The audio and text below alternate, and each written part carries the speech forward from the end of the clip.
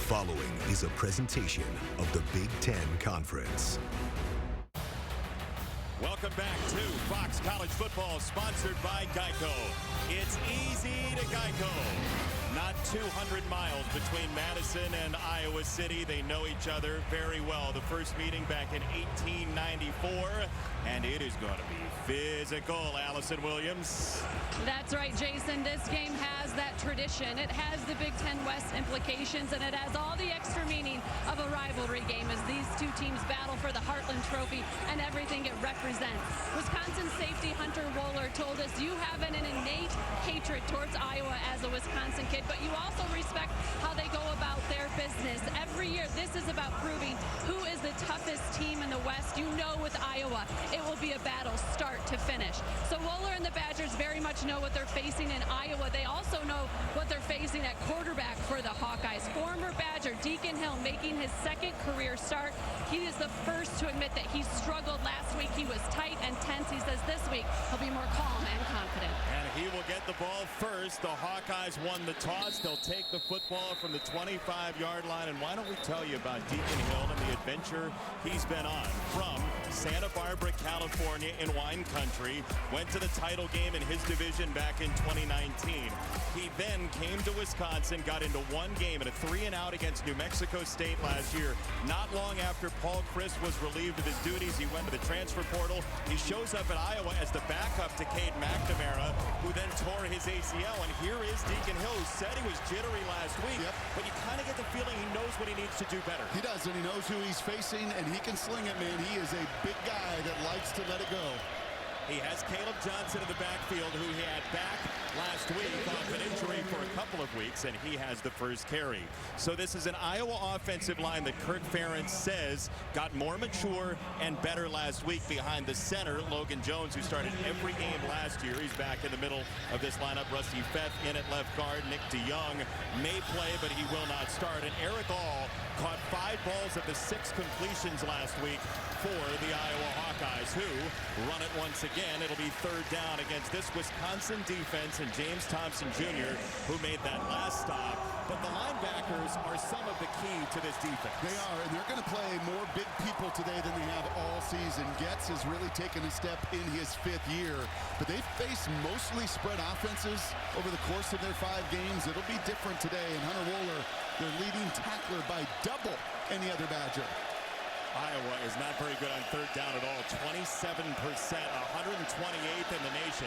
This is a handoff for at least Sean Williams, and he has a 1st down. So Iowa got to 3rd and 5 and converts. And this is a little wrinkle. Do not see Deacon do much of the zone run game, but he carries that fake out long enough to make that edge defender, Daryl Peterson, stutter his feet. That gives Williams the edge and a big critical 3rd down.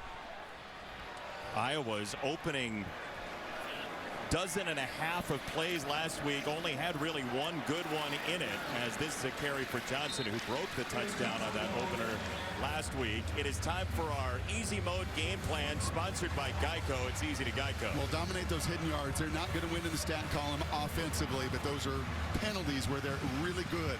Those are special teams where they were pretty dominant and were in the matchup a season ago. And for Wisconsin, the crumbs lead to the cookie.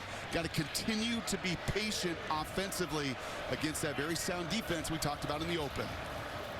Big formation once again for Iowa, and it is Caleb Johnson into the body of Wohler and Hallman. It's a 1st down. Yeah, once again, this is a front that Wisconsin played about 3 snaps coming into the game. These are big bodies, but watch the right side wash it down. I mean, really, just about everybody, Jason, this season, from Buffalo to Wazoo to Georgia Southern to Purdue, it was all spread.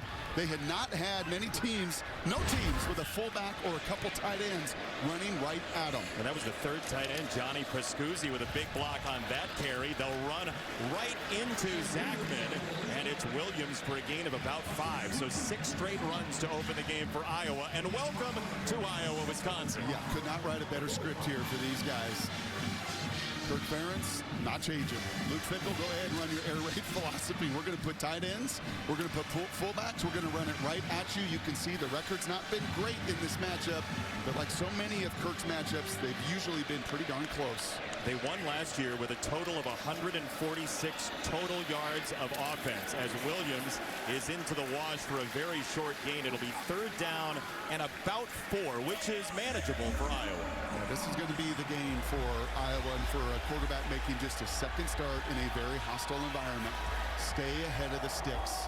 Do not look at third and passing situations. It's still very much like the last 3rd down, a run opportunity. For Deacon Hill, who practiced here at Camp Randall, but he said he doesn't know what it's like to be a visitor. He's finding out here on the opening possession. Off play action, it's a middle screen, and it's incomplete. Jordan Turner wanted to run to Kenosha with that ball.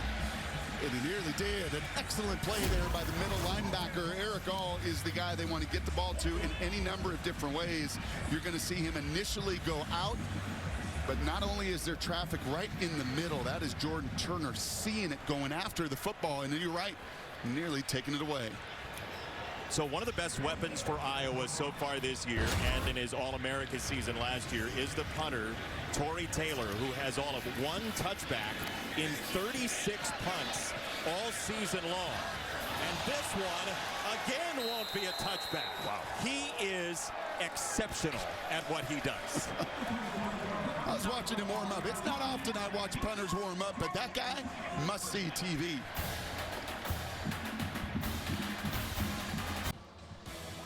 We told you about Deacon Hill. Tanner Mordecai has also been all over the country. He started in Norman, Oklahoma, but he ran into guys named Murray and Hurts and Rattler in the quarterback room. He played in 12 games down there in Oklahoma. Then he transferred and got really his own corner of the sky at SMU. 70-plus touchdowns in a couple of seasons, 14-10 as a starter. And the phone call that ended up getting made to Luke Fickell was right at the time when Wisconsin needed a quarterback. They got one in Tanner Mordecai, who's not been as prolific, but that's in part because Braylon Allen has been so productive. This is a guy in Tanner Mordecai who had a 10-touchdown game 1 week at SMU. Yeah, and those numbers are not overwhelming. Just 3 touchdown passes, but it's been his legs, those 4 touchdown runs. No Big Ten quarterback scrambles as much as Tanner does. And against this defense, I have a sense his legs are going to come into play. He's set to throw on 2nd down, and he rips it straight up the middle. That's a 1st down for the Cincinnati transfer, Will Pauling. They had a gain of 12. So the offensive line, Wisconsin, well known for its offensive line. Tanner Bortolini struggled a bit last week with snaps. They're going to go tempo here, but Braylon Allen will be a focal point of this offense for the 3rd straight year for Wisconsin. Mordecai cuts it loose downfield. Oh, what a grab by Bryson Green! Adjustment City into Iowa territory for 42. Yeah, they have just been waiting on this component. They will push the ball. 5 or 6 of these that you will see them take over the course of the game. Lots of contact, but the secure hands to get underneath it and get the huge explosive chunk play. He was battling with a very good corner, Cooper DeJean, for the Iowa Hawkeyes, and that is overwhelmed by Sebastian Castro. What a play on Pauling. You mentioned Iowa's defense off the top. The defensive line is starting to get to the quarterback more, and that's huge for them. Yeah, they are so stout up there. Logan Lee, a career day a week ago with a couple sacks and 10 tackles. 2nd level, well, middle linebackers at Iowa. Guess what they do? Tackle. Jay Higgins leads this conference in tackles, not just the Hawkeyes. And on the back end, they already picked on DeJean once.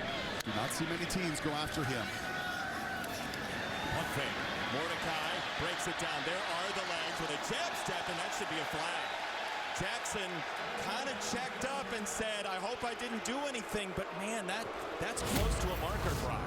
It sure is. I think the conversation or the judgment of that as officials is it was a pretty late slide, and you do see Jackson pull off just a little bit.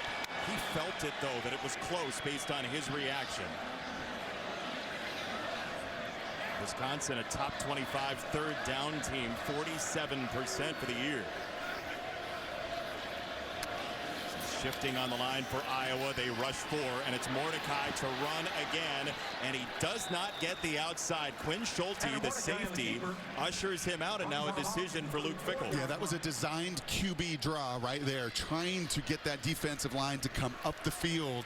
But this crew's pretty savvy on the front end, the back end of it. Schulte's there to push Mordecai out of bounds. But Luke Fickell, if he said one word to us 5 times yesterday, or once instead of 5, and that was aggressive. Going to be aggressive. That's the mindset he wants. Crowd loves it. They've got to get to the 30. 4th and 4 for Mordecai. And it's low, and it's Bryson Green, and he did get the hands underneath. First down. Boy, they are letting him play a ton of contact there. Does he get his hands and secure it? I think he does, Jason. I don't see that ball hit the ground, but right of replay to slow it down and make sure they get a couple looks at it. We talked to Dean last week. If you have control and secure the ball, it could nose up to the ground and you could be okay, but I don't even think that touches the I don't think it does touch the ground. We see Green, the Oklahoma State transfer, with the go route earlier. That time he breaks it off, and again a ton of contact with DeJean as he rips that curl. And he helps his quarterback out on the other end by digging it out. And I think you're right. I don't see it at any point touch the ground. Dean Blandino, what do you see in Los Angeles? That's the key. Does the ball touch the ground? Because it's clearly loose as he's trying to gain control. I haven't seen a shot showing the ball touch the ground. And absent of that, I think this is going to have to stand. Now, they're looking at all the angles we have available to us. If they can find something of it hitting the ground, they can make it incomplete. I just haven't seen that yet. Dean, thank you very much. Yeah, you do see it go through his hands a little bit, but right into his legs where he then gathers, and it never makes contact with the ground. Ruled a catch on the field. Would be surprised that they reverse this.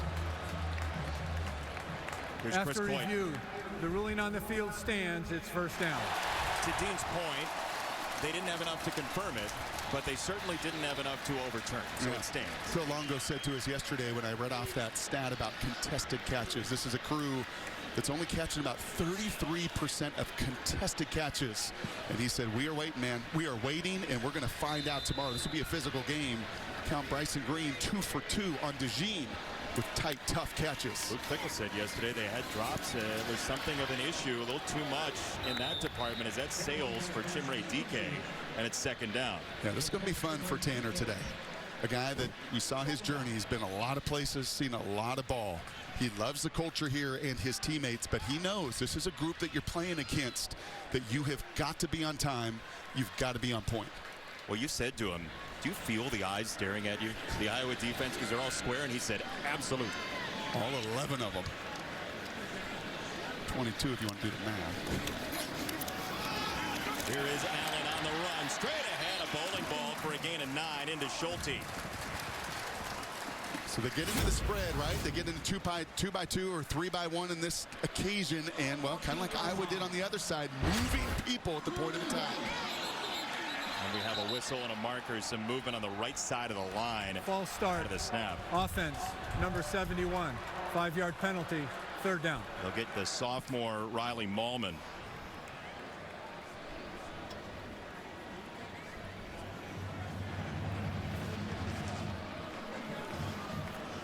Luke Fickell, season number 1 after a college football playoff appearance for Cincinnati in 2021. A couple of guys came with him in terms of players. A couple of coaches came with him as well. He went out and found Phil Longo, the offensive coordinator who was with Mack Brown at North Carolina. 3rd down and 6 for the air raid philosophy. Mordecai, and that's going to be short of the sticks to Pauling.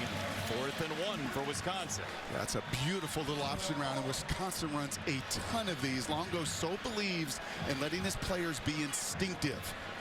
Asked Tanner yesterday how many of his 20 completions a game are really option routes in Phil Longo's system, and he said easily a third. Well, that was one of them to set up a 4th and 1. Couple extra tight ends. Riley Nowakowski came into the ball game among others, and it's a counter handoff. DeJean is back there. Cooper DeJean makes the play and gives Iowa the football. Well, the problem for Wisconsin is they got to do a formation they used to get into. Going to try to pull these guys around, but there's nobody to account for the All-American.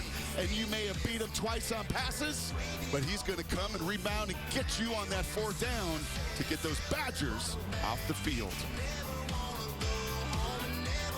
reaction getting beat down the field earlier on the drive. Yeah, he did not like giving up those 2 receptions. I mean, he was not overly celebratory because he knew those are plays that he has not given up this season, but he doesn't hang his head. He pulls the trigger and gets the 4th down stop.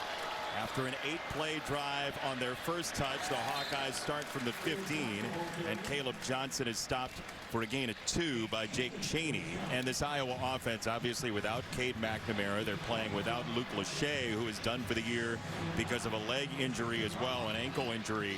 And so you're down a tight end, you're down a quarterback, and you're trying to figure it out. You better keep running the football, especially on the road, and shorten this game, shorten the number of possessions. Now, Deacon can throw it. And the other side, Coach Tressel, the defensive coordinator, knows and has reminded his guys in the secondary, if there's one thing that Deacon can really do, it's push the ball down the field. Big play here to stay on schedule. It's a 2nd and 9 run for Williams, and it's going to be 3rd down and 7, and Iowa has really struggled at 3rd and 7 plus this year. There is Lachey. Circle him for me. Thank you. You're welcome. If you couldn't tell, with the number 85 right there, the go-to guy at the beginning of the year. It's really now been all about Eric All. The leading receiver is their tight end, leading touchdown maker. No surprise at tight end U, but man, do they miss him for the remainder of the year. This is the type of play where they'd like to have him and his receiving ability. 3rd and 7. Deacon Hill. Clean pocket. He lets it rip down the middle. It's a 1st down for the Iowa Hawkeyes. And there is the tight end, Eric All, who had 5 of the 6 catches last week. Tried to get it to him on the first 3rd down on a little middle screen, and this time he just uses his frame, just that basic cross they call it. Fights through the contact, shows his QB his numbers. Nothing more as a quarterback than you want than that 8-3 looking right at you. That target is crystal clear, and Deacon delivers a shot for a 1st down. Iowa was 6 for 40 on 3rd and 7 plus before that completion. Pressure coming, All again the target, and he's got it 2nd down. And he's down. And he is down. And this does not look good. Takes a shot from C.J. Getz right to the knee. As a QB, you've got to do your best. Now, you're getting hit in the face as well, but you really try to avoid throwing your receivers into collisions like that. There was pressure on Hill as well. We'll check on All when we come back. So Eric All moments ago was helped off the field by the Iowa athletic training staff.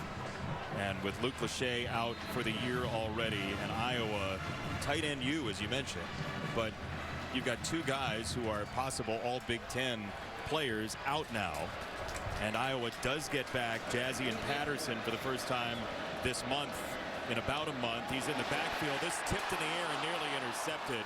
But Eric All shows up to Iowa in part because of Cade McNamara, who called Kirk Ferentz, and he said, what would you think about Eric All coming to Iowa? Yep. And McNamara was like, you know what, I'd love to have him. Ferentz said he'd love to have him. And the reaction from Cade McNamara just moments ago, this is how he looked, and it's just excruciating. Brutal. Absolutely brutal. You're down a string of the other tight end as well. You're down your QB, you're down 2 of your playmaking tight ends, and that look says it all, the despair he feels for his buddy Eric All.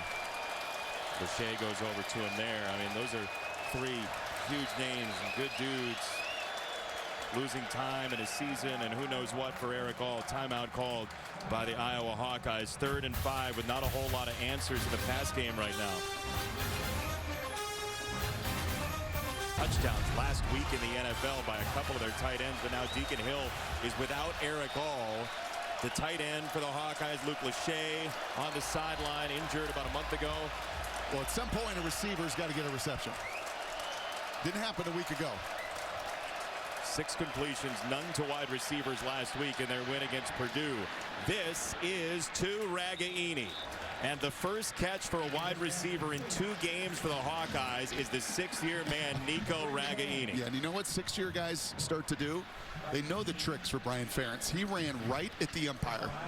And there's nothing the umpire can do. He's doing his job, but that's who Brian Ferentz designed that play for, a veteran that knew how to use that umpire as a shield. And that is now 3 third down conversions in the first quarter. Here's a first down run for Caleb Johnson. Last catch by an Iowa wide receiver was last month. It was September 30th against Michigan State in the fourth quarter against the Spartans. And yet they just find a way. And I'll tell you this, first couple drives here, they have been possessing the football. You can see the security blanket that was Eric All. First three throws of this game for Deacon Hill all went Eric All's way. He's going to have to find a new battery mate. There is Anderson, the wide receiver, in motion. And it will be a handoff to him. Coming the other direction. He runs behind Paskouzian and keeps his feet and breaks the tackle inside the 40-yard line. Zachman finally took him down. Great run from Flipper's son. Well, that's a nice job. You called out Paskouzi earlier. He's one of the tight ends that's going to play a little bit more. This is twice now. They have gotten to this side of the field and able to break contain. An excellent block, doing just enough there. And then you got to break tackles. I mean, it's the one element here. If you're going to find some explosiveness in your offense, you've got to find a way to make someone miss. So there's some more motion from Anderson. It's play action from Hill. He loads up, he throws, and it's incomplete. He wanted Paskouzian downstairs to Allison. Well, such a difficult injury on so many levels for Iowa in this offense. Eric All currently being taken into the locker room on a cart, unable to put any pressure on that right leg. I'll tell you, when he was in the injury tent, both Cade McNamara and Luke Lachey went in there to talk to him, and you could just tell that injury took so much life out of the sideline here for Iowa. And just person to person, you can see the reactions too. Thank you, Allison. It's just crushing to those guys. Yep, and you know, as a QB, you do all you can to not throw your guys into those collisions. But Deacon is a young guy with pressure in his face. He feels awful about it too.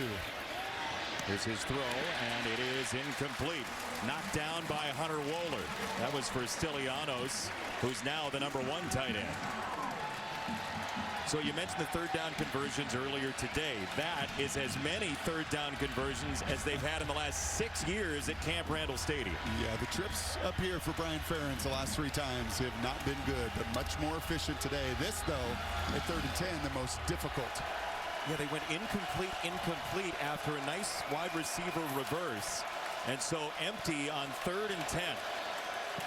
Wisconsin showing pressure. They will bring 4 and back off with a linebacker. This is complete for Ragaini, and now a possible chance to go for it here or kick a field goal.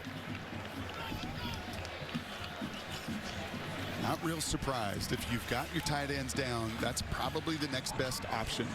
Ragaini doesn't have the size of those guys at the tight end position, but he's got the savviness. And again, just a little option route.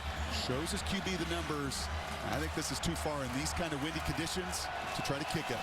It's been somewhat gusty the last day and a half here in Madison. 4th and 3, they're going to go for it.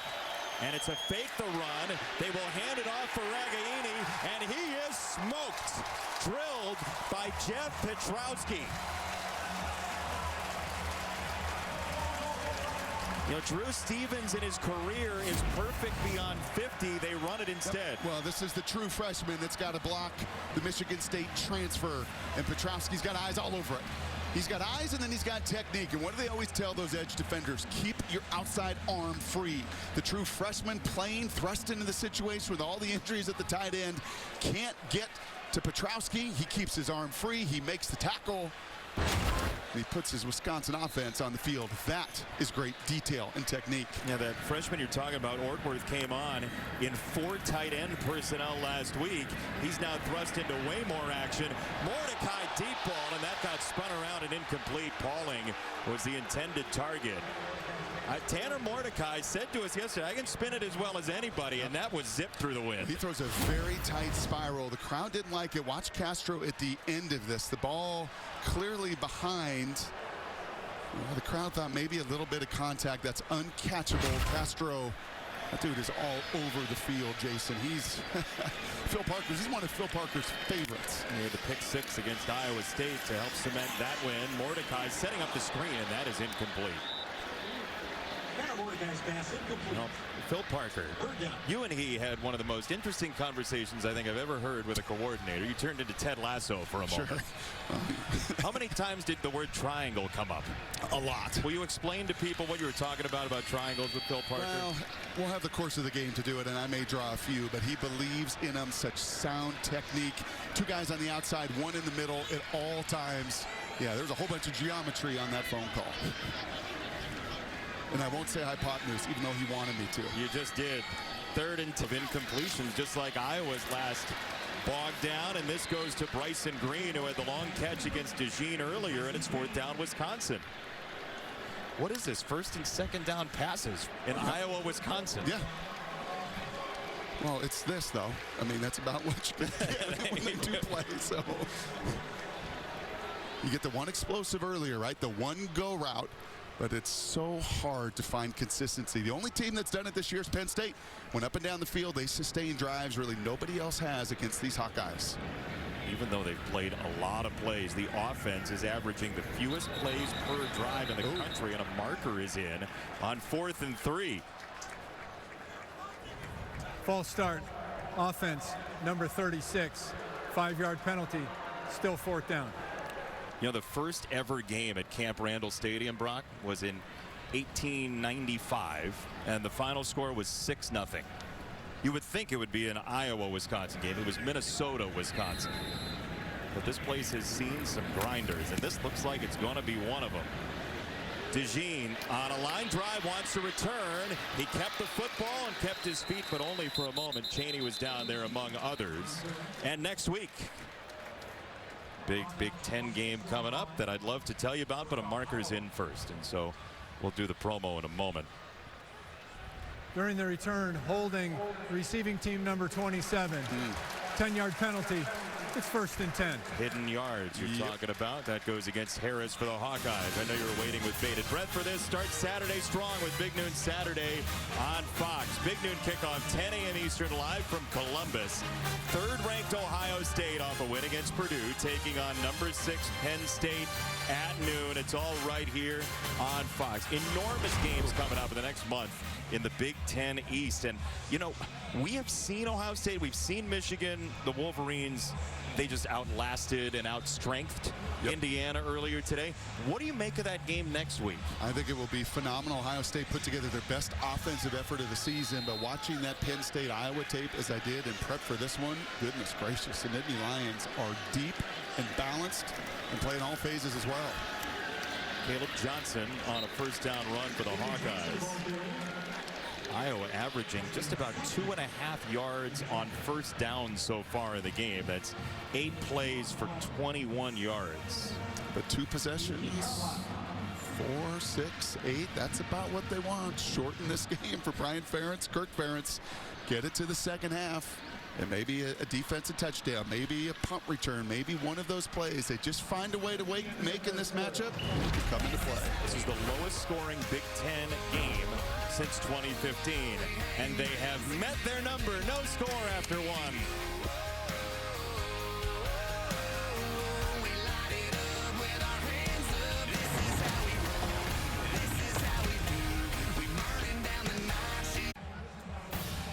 Welcome back to Fox College Football, sponsored by Geico. It's easy to Geico. Control of the Big Ten West on the line. Iowa and Wisconsin, 5 of the last 9 years. The winner of this game has gone to the Big Ten title game. Wisconsin would have a substantial advantage if they won this game. Then Iowa would drop to 2 losses, and the whole pack would be a couple games back of the Badgers. We are scoreless through 15 minutes, and here's former Badger Deacon Hill dropping it off for Johnson, and he's got a couple of yards here. Tackle once again for Chaney. So since that injury, you've seen a little bit more shotgun. They've gone empty, right? They put the 3 receivers out on the field. You lose Lachey, you lose Eric All. You're putting so much inexperience at tight end on the field. And with Vines and Anderson and Regaini, I think that's the way you're going to have to play it. But only Navy and Air Force had taken fewer shotgun snaps all year than Iowa coming into today. We'll see how it plays over the course of the game. 3rd down and 4 for Deacon Hill. Pressure coming from the near side, and down he goes. Alexander Smith on a corner blitz. And he just never sees it. It's all about distraction for Coach Tressel. As he told us yesterday, all the different looks that I show are to make it very hard to identify. Two middle linebackers here, but it's the blitz from the veteran corner, the 6-year corner, that Deacon just never sees. I'm sure his eyes are on that inside blitz, right? The threat of those two backers in the A-gap never gets his eyes outside. And Smith corrals a 259-pound quarterback. We saw the delicate touch of Tory Taylor on the last punt. Now the booming leg is what he needs. He's #1 in the Big Ten in average punt yardage, and this one drives DK all the way back inside the 35-yard line. That is a monster of 60 yards. He's done the whole spectrum in 2 kicks. It's not often, well, maybe it's the first time in 16 years I've asked a head coach, fill in the blank, Tory Taylor is. Kirk Ferentz said, out of his freaking mind. Reggie Roby-esque. That is what they are getting out of that 6'4", 230-pound game changer. He flips this field. Those are the hidden yards I'm talking about right there. That's another 10, 20 yards compared to a normal punter. He had the option of possibly going. Oh, there goes the ball. It's sprayed out and incomplete. Man, oh man, that was sprung out wide. Castro. Yeah, Sebastian Castro just drilled Nowakowski, the backup tight end. Dude is a flat-out baller.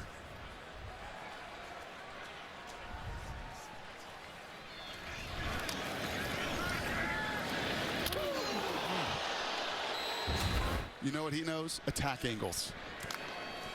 Triangles.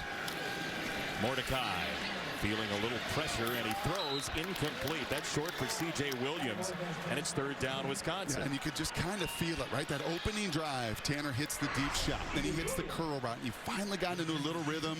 He gets stuffed on 4th down. These last couple drives, this is what he knew he was going to get. There's just, you feel like you drop back, and there's no open windows. When you play a defense like this, so fundamental, so sound, if you're not on time and on rhythm, you got no chance. Iowa substituting late. Kyler Fisher off the field. Mordecai steps up and throws for the sideline. That's incomplete for Skyler Bell. Mordecai 1 for his last 6. Well, good little line stunt there between a couple guys that know how to do it. It's actually Aaron Graves that comes around here. So just a TE stunt. The end goes in. Graves goes outside. But these are the throws. I mean, you got to hit that. That's one of those that, Tanner, yeah, there's a little pressure in your face, but against this defense, those are the difficult throws. High degree difficulty. You got to find a way to hit. So Tory Taylor had a 60-yard punt. There's a marker in. That's a 51-yarder for Bertram's, and we'll check the flag. So that's +9 on the punt for now. Might be another hold.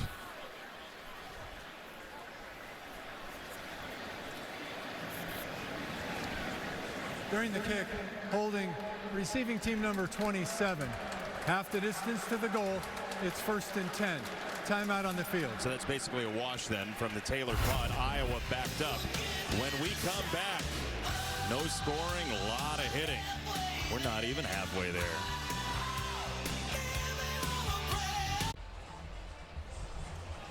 Ten-time Pro Bowler Joe Thomas into the Pro Football Hall of Fame this year and celebrated with a massive roar here at Camp Randall Stadium. One of the best all time. Such a stud, man. Just a terrific athlete that played with, I don't know, probably another 75 pounds. Super intense about the draft, too, as the story goes. Here's a run for Caleb Johnson, and Iowa backed up, gets a big gash. Johnson with a gain of 9. Back to the 3rd down for Wisconsin. Yeah, let me give you a little thought here. Okay, you're going to see an out route here. When you throw that deep out as a quarterback, you've got to have really set feet.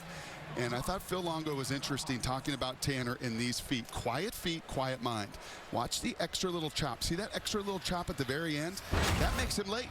That makes that throw to the boundary run out of room. That's the margin of error you're dealing with against this defense. There's a run that goes for a loss of 1. Nice play inside by Rodas Johnson. Does it also take a little bit off the football as well? Or is it really timing? Yeah, it is really actually all timing there. And your windows of opportunity against this crew are small.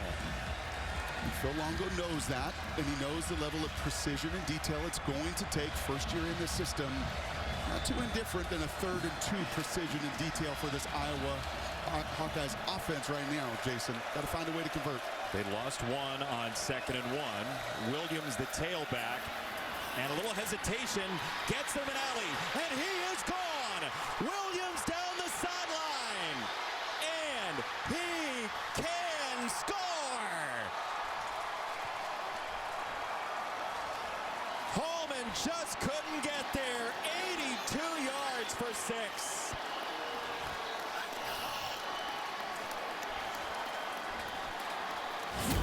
Well, it was a week ago. It was a 67-yard run, and watch the block here by Hayden Large, getting right up into that B gap. A little isolation play, but it's the rest of the guys that create the same alley. A week ago it was Caleb Johnson for 67. This one, much bigger stakes, even higher, delivering that home run touchdown. An extra point slices through for Stevens. LeShawn Williams, former track star in Chicago. Little muscle for you, too. Stiff arm to Brown. He outraced Holman. And the Iowa fans who've made the trip have reason to celebrate. We got a touchdown. A touchdown. The Iowa Hawkeyes have run for 61 yards or less. That was an 82-yard touchdown. And you see what they did in the first 25 plays. It was a 3 and change in the play. And now they have a 7-0 lead over Wisconsin. Chimere Dike on the return. And he is across the 30-yard line. Back to the touchdown in your clicker, sir. Yeah, well, watch our guy here, Mr. Feth, and right in the middle, and Logan Jones. This is just awesome. They wash it down. But here's the key, too. These are 2 unblocked defenders, and that's 2 of the best. That's Wooler right there on the back end of it, Maitrey as well. Now, the reason that they hesitate is because of play action. They've shown a lot of this earlier in the year. They hesitate for just a second, and that's all the speedster needed to take it to the house. So essentially you're saying that was earlier pass to set up the run. Yes, and also what they've done over the previous couple games as well, showing the threat of some of that play action. There's a high snap. Mordecai does corral it, and it's a run. That was Aker in the backfield, the local product, Jackson Aker. We saw Braylon Allen go toward the tunnel during the break. And this has been a little bit of a challenge for Bortolini. Not a natural center, more of a guard. He'll throw everything at you, changeup and a knuckleball. High spin rate. Aker out of the backfield, and Aker is smoked by Wampa. Just crushed. Yeah, that was a Wampa Jackson sandwich right there. That is just flying to the football, and that is the philosophy. It's not one. Never put one guy in space, ever, ever, ever. It's Jackson, it's Wampa, it is multiple Hawkeyes getting to the ball. It's why in the last 4 years, Iowa has allowed the second fewest points per game to just Georgia in the country. This is Aker again, and it's Castro once more. It feels like they've cloned him. Yep. And you could just sense it with Phil Parker. He knew that Castro was going to have a big game today. Against this new style of Wisconsin offense and all the spread and everything they do, he really is their nickelback, and he's so aware. His eyes are always looking into that backfield because he trusts his instincts, and then the athleticism to corral the big back. Wisconsin on 3rd down is 0 for 5 as Bertrams, the freshman, goes to DeJean, and they have forced him to take a fair catch once again. And a marker comes in. Now, you can't be within a yard directly in front of the fair catch punt returner, but it's got to be directly in front of the player. Opportunity to catch a kick, kicking team number 6. 15-yard penalty. It's 1st and 10. So it's Pauling, timeout on the field. and again, you have to be right in front of him. The halo is gone, but it's a 1-yard rule directly in front, and you see there's no space. That's the right call. Iowa gets the advantage. You better believe I do. I was talking all week about it on my radio show up there in Seattle as well. The biggest they've ever had. 2 top 10 teams. And it looked like it's a good one right now. Very good one. Some blowouts earlier on college football. This is usually a tight game, and that is a tackle behind the line for Wisconsin and Kurt Neal on Johnson. Kurt Neal finished it off, but it was Zachman on a little bit of pressure. I'm curious if Mike Tressel, the D coordinator for Wisconsin, said, you know what? They're down Eric All. They're down Lachey. They're down some of their pieces. There you see Zachman there. Nice job on a little safety blitz, reading it and reacting quickly. It's time to set the tone and the tempo a little bit. Time to maybe bring a little pressure on Deacon Hill and see how he can handle some of that. We got home with the corner blitz earlier. Wouldn't be surprised to see him heat him up. Nick Herbig in this game last year had 3 sacks. That was a shocking snap for Deacon Hill, and some extra yards for Williams, who goes cartwheeling forward. Turner with the hit, and it's 3rd down coming up. Well, that was a pressure. That was a double-A gap pressure there. Both linebackers crisscross. They get home. I don't think you want to sit back and let Iowa start to push you around. I think you've got to dictate your terms. Play a little bit of man-to-man. Make Deacon Hill and these receivers beat you instead of the tight ends and running backs.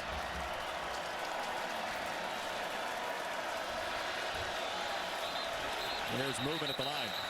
Iowa, the 2nd least penalized team in the country. False start. Offense, number 67. 5-yard penalty. 3rd down. Only Michigan had fewer penalty yards per game. That's on Dunker, the right tackle. And these are just the untenable situations. Not been in many of them for Kirk Ferentz today. Been able to get some early rundown success, stay in more manageable situations. But for Denker right there, Richmond on the other side, 3rd and extra long, no bueno. Especially when your receivers who are in the game are averaging about 9 yards a catch. You need 13. And Wisconsin shows pressure, and Williams just falls.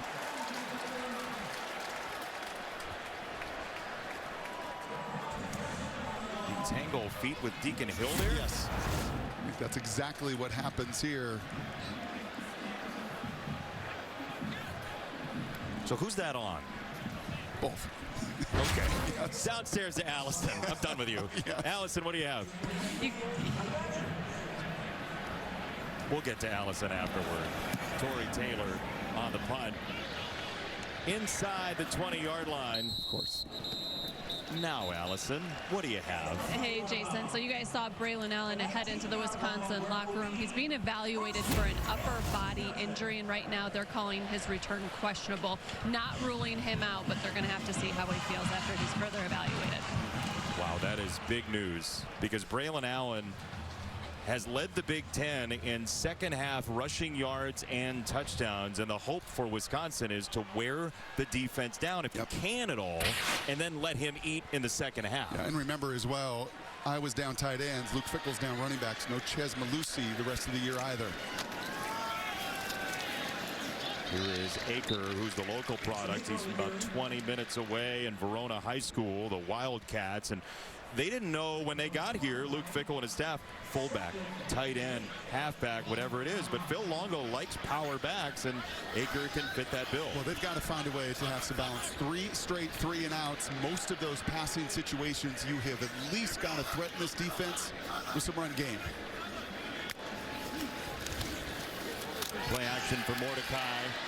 And he'll throw to the far side, and DeJean nearly jumped that route to pick it off. Bryson Green was the target. It's 3rd down. Yeah, Bryson Green has got to come back to the football. That is a deep pivot route, way outside the numbers.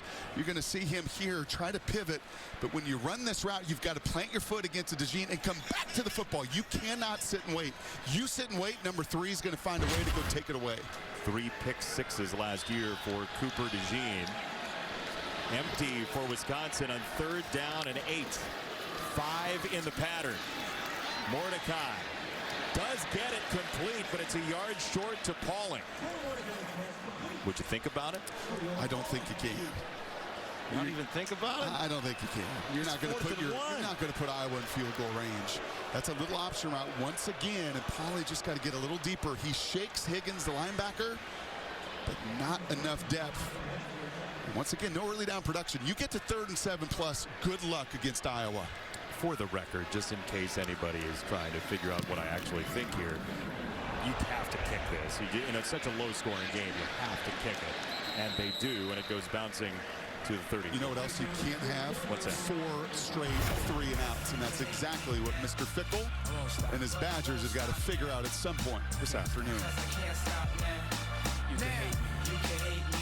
Evidently, they're out of numbers for the Rusty toolbox, but that's what makes it rusty. Congratulations to the Iowa managers. Fun game every year.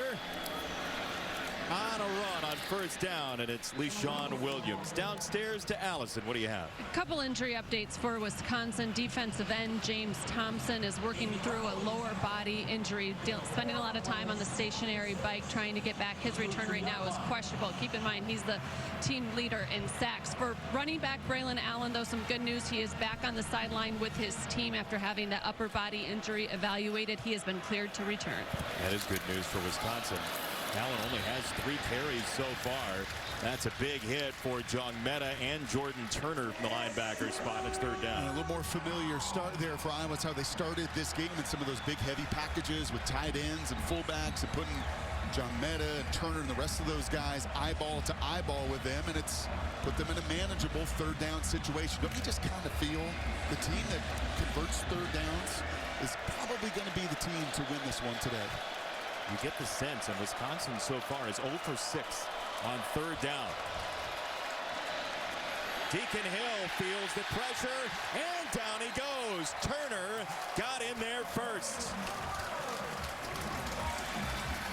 And when you've got a big quarterback that is not the most nimble, Jason, you want to go right at him. You saw this same stunt earlier on a run play. Quarterback that doesn't love to move, you want that pressure immediately in his face.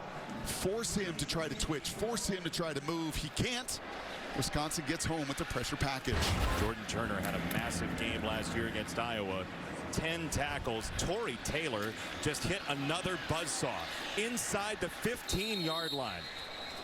Tory Taylor is the all-star of all-stars. Take a look at our Pacific Life game summary, sponsored by Pacific Life, creating financial security for more than 150 years. And it's truly a crime that Tory Taylor didn't make the graphic here. I feel like you'd have Tory Taylor's poster in your room if you could, but there's that third down offense for Wisconsin, no rhythm. Can't run the ball. We've not seen Mordecai's legs be a factor. The timing and some of the spacing, the details in their passing game, just not been there today. Got to see those chains move to establish their tempo. That's Braylon Allen out of the backfield. They'll look off of him, and he slices it right down the middle. Mordecai does for Chimere Dike, and a gain of 16. Now let's see if they get going. Let's see if they can play with a little bit of tempo. They got it going on that opening drive. Since then, they have just been stalled.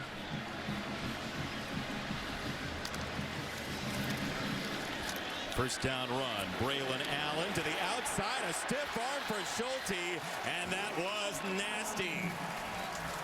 There you go. There is some old school counter football.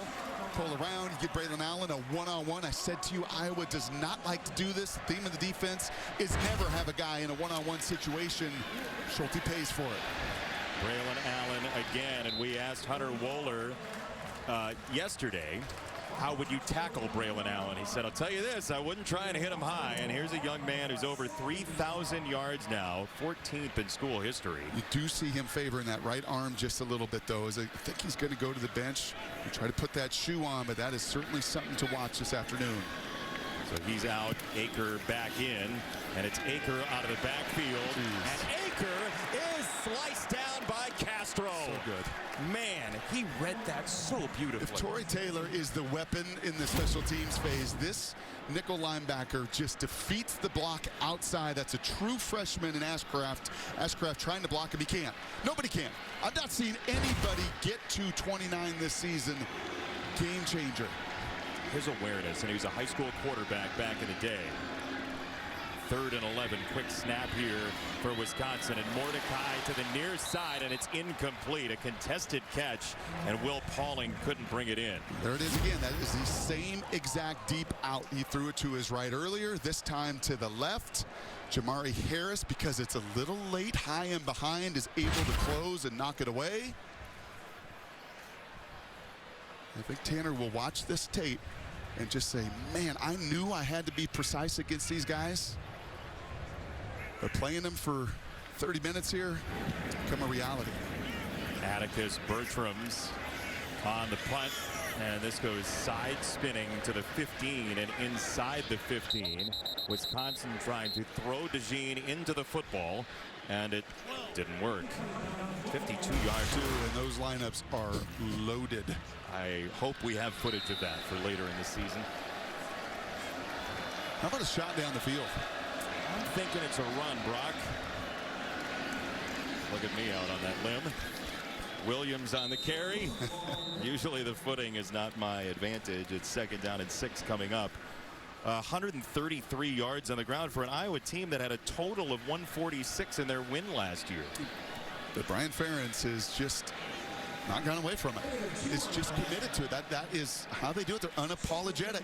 Go ahead, run the air raid. Go ahead and get in spread. That's just not who we are going to be. But eventually he knows it too. And Deacon could throw a play action. How about one of those inside run fakes with a shot down the field?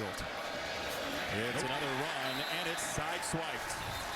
CJ gets with the stop, and this is more like the Wisconsin run defense that only allowed about 60 yards last week. Well, you've seen just kind of the change in demeanor here, right? It was the safety once again, Zachman on the first down stop. They're not waiting. They're not hesitating. They're just going to come downhill. I think you've got to feel it on that sidelines. I love the commitment to it. You shorten the game with all of this run, but at some point gets Zachman, this crew on the back end, you've got to make them honor some semblance of a passing game. Wisconsin buries a timeout there. They have 2 remaining. Iowa 34 plays so far, 25 runs, 9 passes, and now you have 3rd and 8. You have a couple choices. You can throw to try and get the first down, or you can run to try and get the first down and force Wisconsin to use one of those timeouts. But at all costs, the conversation is protect the stinking football. When you have Tory Taylor, the weapon that he is to flip this field, the one thing you cannot do is put the ball in harm's way. They will go empty out of the shotgun with Johnston split out wide to the top of the screen. 3rd and 8, short set, and that's batted. It's incomplete, right into the left arm of Peterson, really, and it's 4th down. I'm trying to set up a quick little screen to Regaini here. It wasn't going to go anywhere. You're going to see the deflection right at the line of scrimmage by Peterson, but there were 2 or 3 Badgers already outflanking, out-leveraging that screen. That was yet again another series buried inside their own 20. But I think Kirk Ferentz and Brian Ferentz said our best weapon today is number 9. Pretty clearly, Tory Taylor has been the MVP for Iowa. He's got his feet in the end zone. Cardinal red. Scrimmage officially the 14. And this is another boomer inside the 40-yard line. Monday on the Big Ten. And Iowa have done so much for women's basketball. They're playing DePaul in a scrimmage at Kinnick Stadium tomorrow in Iowa City. Let's go. Sold out all their season tickets. She's unbelievable. Elevates everyone around her, and as you said, the women's game to boot. Runners up last year in NCAA women's basketball. Best field position for Wisconsin so far today. And Mordecai scanning. Now he breaks it down. He scrambles to the outside, and Mordecai whips it to the sideline for Pauling to create some yards. Looked like a hold on YA Black in the middle of it. I think Iowa fans, I heard a few of them below me here looking for the penalty. There was none, and there's some of the escapability. I mean, that's the X factor for Mordecai that I think the conversation will be had at halftime.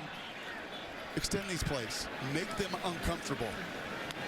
His teammates have said no play is dead as long as he has the football in his hands. And there he goes again, just kind of weaving and zigzagging, and he's going to sack himself. YA Black was closest, and it's 3rd down. He says, I can't throw. I can't throw were the words that he just used. Wow. Oh, my goodness. So Braden Locke comes into the ballgame. He's all of 1 for 1 so far this year. A freshman out of Rockwall, Texas. 3rd down and 3. He can throw, and he will throw, and it's incomplete. It's for Pauling. And now let's go back to see what happened with Tanner Mordecai a couple plays ago. Now, this is the threat of running around. And I think, yep, his hand hits right into Jay Higgins. That is full force as he's releasing that ball and ripping it, and you see his fingers go right into the helmet of Higgins. And let me tell you, I fractured my finger doing it. It stings. And I am sure they're going to go in and take a little x-ray and see exactly what is going on. Man, Iowa loses Eric All, their superstar tight end. Mordecai injured here. And Cooper DeJean will let it bounce inside the 5, and another pin job by a punter in this game. The crowd was booing here, but they don't know the situation with Mordecai. That's a smart punt by Wisconsin. And Deacon Hill with a couple of timeouts. Okay, so what is the danger? I know you mentioned what happened to you when you hit your hand there. What's kind of the range of options? Well, sometimes, first and foremost, it scares the heck out of you. Okay. Right? I mean, you're just like, what just happened to me there? Sometimes it could just be a bruise. Sometimes it could feel a whole lot worse, right? Kind of like getting hit by a pitch where you're just like, I can't feel my hand. I can't swing right now. I've got no feeling in my hand. So that x-ray, I am sure at halftime, will be the most telling factor in all of it. We'll see how these two teams use their timeouts here, Brock. 2 each, and Williams on the run. He crashes across the 10-yard line, and you know, you could make an argument for neither team to use their timeouts. Just take it into the locker room.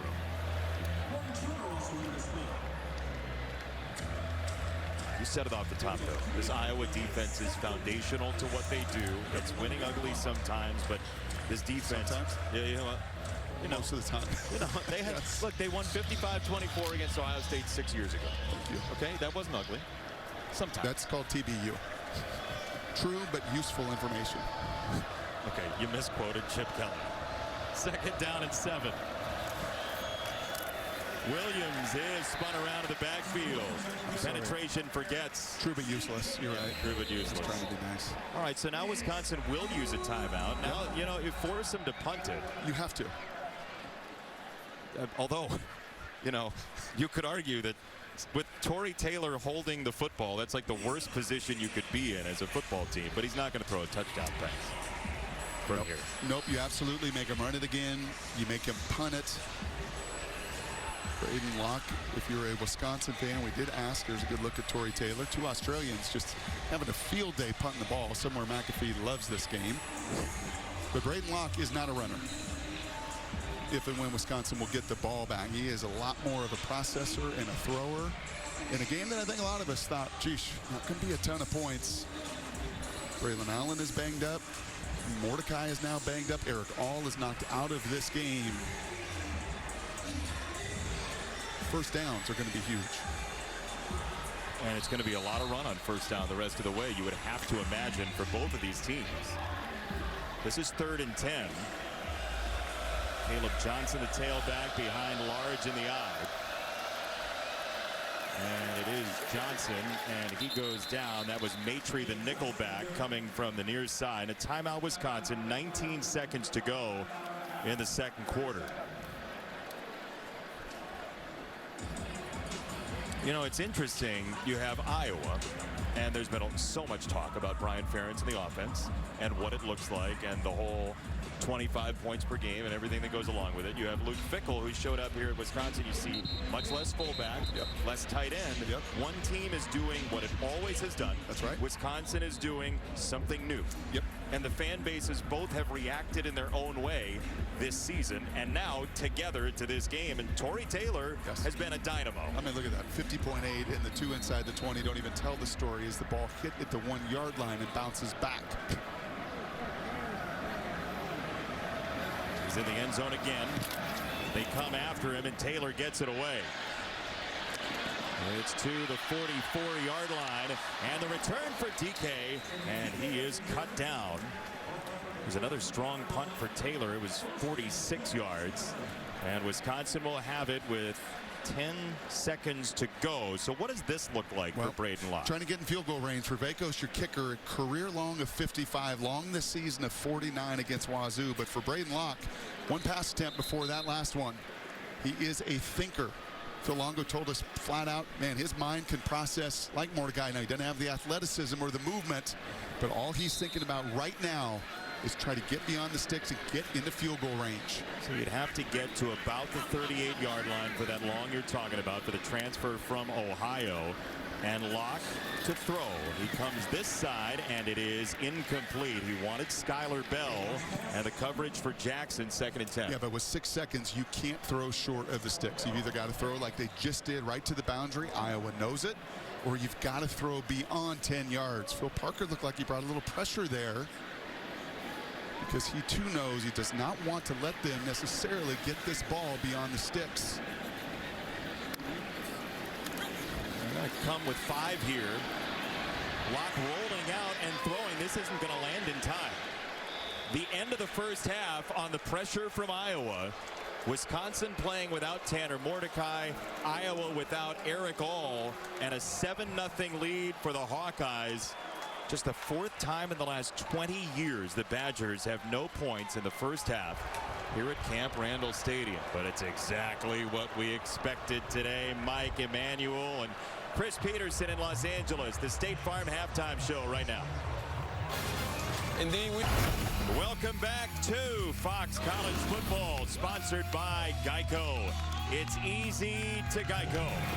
The Iowa Hawkeyes have the only points. The sun may be threatening to sneak through those clouds at some point for the offenses, but time now for Next Level Moments, sponsored by AT&T Business. Next Level Moments need the Next Level Network. Well, it's a great drive by Wisconsin on the opening drive, but that 4th down stop by DeJean stopped them in their tracks. No points. Iowa comes back with a 4th down of their own. Petrovsky makes that tackle for a loss.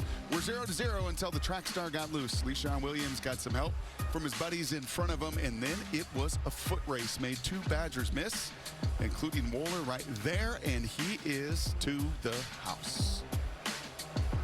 It's a long way to go, 82 yards. The question is, does Wisconsin have its quarterback? Allison, what's the answer? Yeah, unfortunately for Wisconsin, Tanner Mordecai will not be able to play the rest of this game. He is out with a hand injury, so Braden Locke will be in at quarterback. But Luke Fickell said that is not the only thing wrong with his offense right now. He said we have to get a run game established. You're going to see a lot of Braylon Allen here in the second half. Allen went out for a little while as well in that first half. Jason Benetti, Brock Heward, Allison, thank you downstairs. Where are the answers right now for the offenses? Well, we knew this was going to be a physical affair, and unfortunately to see some of the biggest stars of this game now out. Luke Fickell's right. He knows it. He can watch it.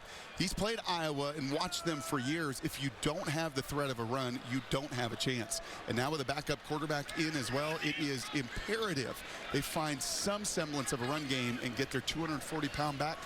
Get Braylon going. We told you early in the game that he is so good at wearing down defenses in the second half of games. Iowa's defense has only been on the field for about 11 minutes so far, which is sort of counter to what they normally do. But there is Allen for a gain of 8 as we take a look at our first half stats, sponsored by Duluth Trading, designed and tested to do. Yeah, just absolutely no rhythm. An offer in that first half. A big reason why there were an offer on the scoreboard. Braylon Allen trying to get to the outside, and he's tripped up by Castro. Just cartwheeled him down. Another great play by Castro. Yeah, and I know that you love as much as anybody in the country Tory Taylor, and I love this guy. And maybe it was the pick 6 against Iowa State that we saw in week 2 that transformed that game, but the guy just makes plays.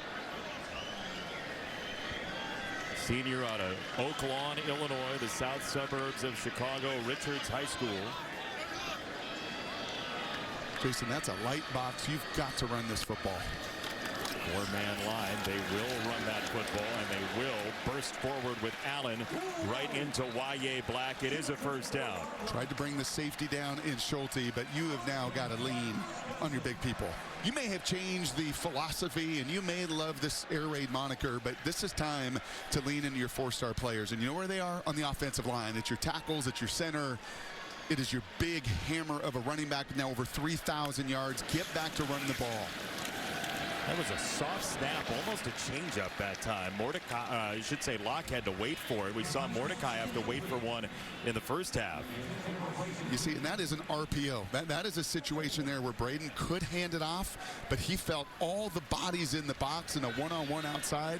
I think even in those situations, you say to the young quarterback, hey, listen, just hand it. If it's a run pass, or take the run pass option off the table.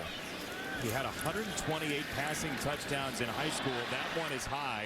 It is incomplete. That was a state record in 6A, and there's a flag down. Ethan Herkett was creating the pressure. Roughing the passer. Defense number 49. 15-yard penalty. Wow. Automatic first down. And look at the head nod by Locke there. Maybe some confidence for him in this hit. Maybe. I mean, this was just a little push. Hands are up.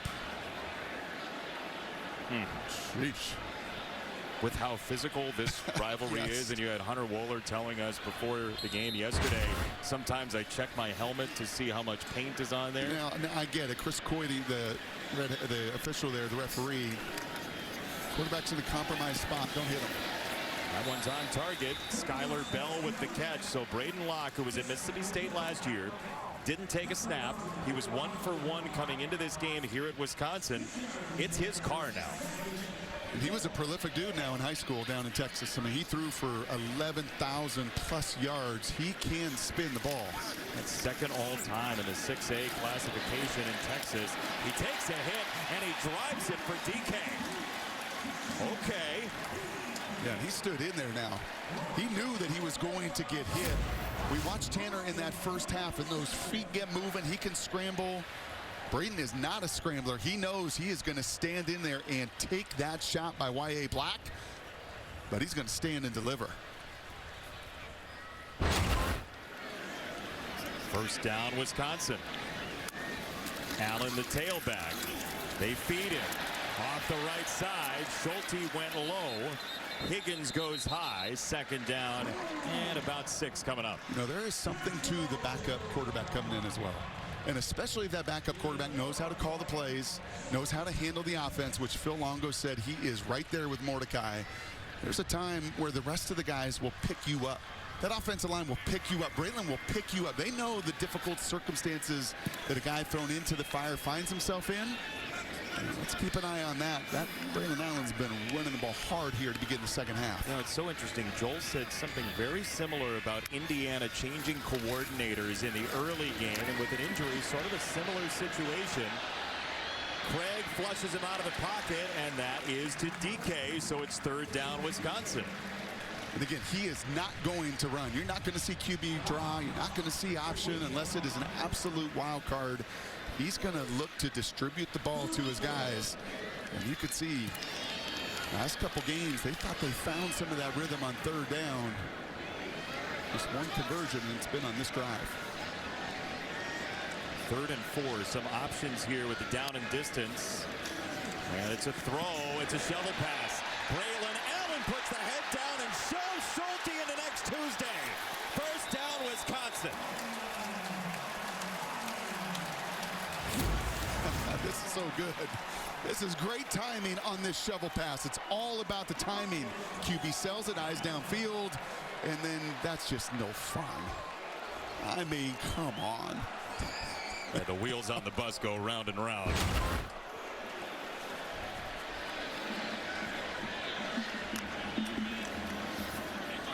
A little bit of an odd snap again. It's Aker pushing the legs forward. Jackson with the stop, second down. Remember, the Iowa Hawkeyes have only allowed 1 rushing touchdown all year. Wisconsin has 6 rushing touchdowns in the 3rd quarter this year. So you're saying something's got to give. Phil Parker hopes it's not his defense. 11th play of the drive. Lock play action. He felt some heat. He throws back in the end zone for DK, and it's incomplete. He went sliding down with Harris. 3rd and 7. Ooh, and he may have had DK early. Again, that's a little run pass option fake. It would have been a tight window, but you're going to see DK run the slant here. Is there enough room to throw it behind linebackers right there? You can see DK sees the window, that second window there. It doesn't go his way. And I think that's what the young quarterback is saying. If I'm going to get that, especially in the red zone where it speeds up, I got to do it immediately.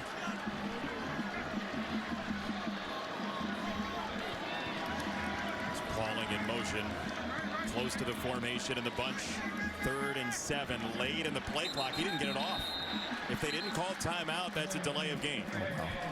5-yard penalty, 3rd down. Phil Longo says, hey, okay, yep, all right. He's a pretty calm and composed guy over on the sidelines, and especially when you've got a young player thrown into this mix against this defense. How fast is this all moving for Locke? Yeah, very, very fast. But that is where you've got to trust yourself, and Phil Parker now in his hands, in his pockets, thinking, do I want to heat him up right here? Looks like yes, we'll see. He's checking out of the play, it seems. Down to 2, down to 1, just got it off. Locke surveying, loading up to throw. It's low and it's incomplete. He was looking for the tight end, Hayden Rucci. Kyler Fisher on the coverage. Yeah, and there was nowhere to go. That previous slant to DK, probably the most open window. Look at the defenders here, all sticky. Maybe the post deep, but again, you've got a safety behind that. Nowhere to go on this side, double covering. I was everywhere defensively. Opening drive, Wisconsin got stopped on 4th down. Now they will get stopped on 3rd down in the opening drive of the second half. Field goal is good for Nathaniel Vakos. And Wisconsin is on the board. It is a defensive struggle once again. Iowa 7-3 over Wisconsin.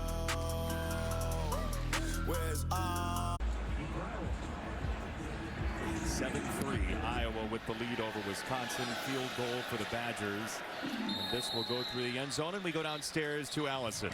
Well, this is a tough sight to see here for Iowa fans. Tight ends Luke Lachey, Eric all on the sideline and street close. 2 of their 3 injured tight ends for Iowa, a position that plays such a big role in what they want to do offensively. And just talking to Kirk Ferentz at the half, you could tell how disappointed, frustrated he was to now lose all for this game. And I had a chance to talk to Luke Lachey a little bit before the game. He was in good spirits following that leg surgery on September 19th and trying to just have a positive impact on this team in any way he can from a leadership role, not able to play. But guys, he's hopeful. They told him 10 to 12 weeks for recovery. He said, my goal is to be out there for the bowl game.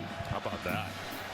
That would be an amazing recovery for a young man who has NFL aspirations, just like the 5 current Iowa tight ends in the NFL. Deacon Hill plants and launches. Deep ball left sideline. Incomplete for Deontay Vines. That is the one thing that the Wisconsin defensive players said this week in a scouting report for Deacon Hill. Like, we saw him in scout team, but we definitely know he can wing it down the field. That's 60, right. 70 like yards. The normal clock and the ball's coming out, you know, it's going to be underneath. Not with him. He can throw it 60 or 70 yards. Be curious what adjustment here Brian Ferentz makes. You see the adjustment on the other side with Wisconsin. It was to run Braylon Allen. So much edge pressure, so much double A gap pressure. Where will Iowa make an adjustment? LeShawn Williams off the tight end block from Ortworth, and it's 3rd down for the Hawkeyes from about the 28 coming up. So 1st down was empty. When you get all that pressure, you get into empty to try to simplify some of it. 2nd down's a run to get you into more manageable 3rd down, but it's been the edge pressures or the A gap right off either side of the center coming right at Deacon Hill. Got to find a way to protect it up. 6, 7-man protection, and anybody has got to win on the perimeter.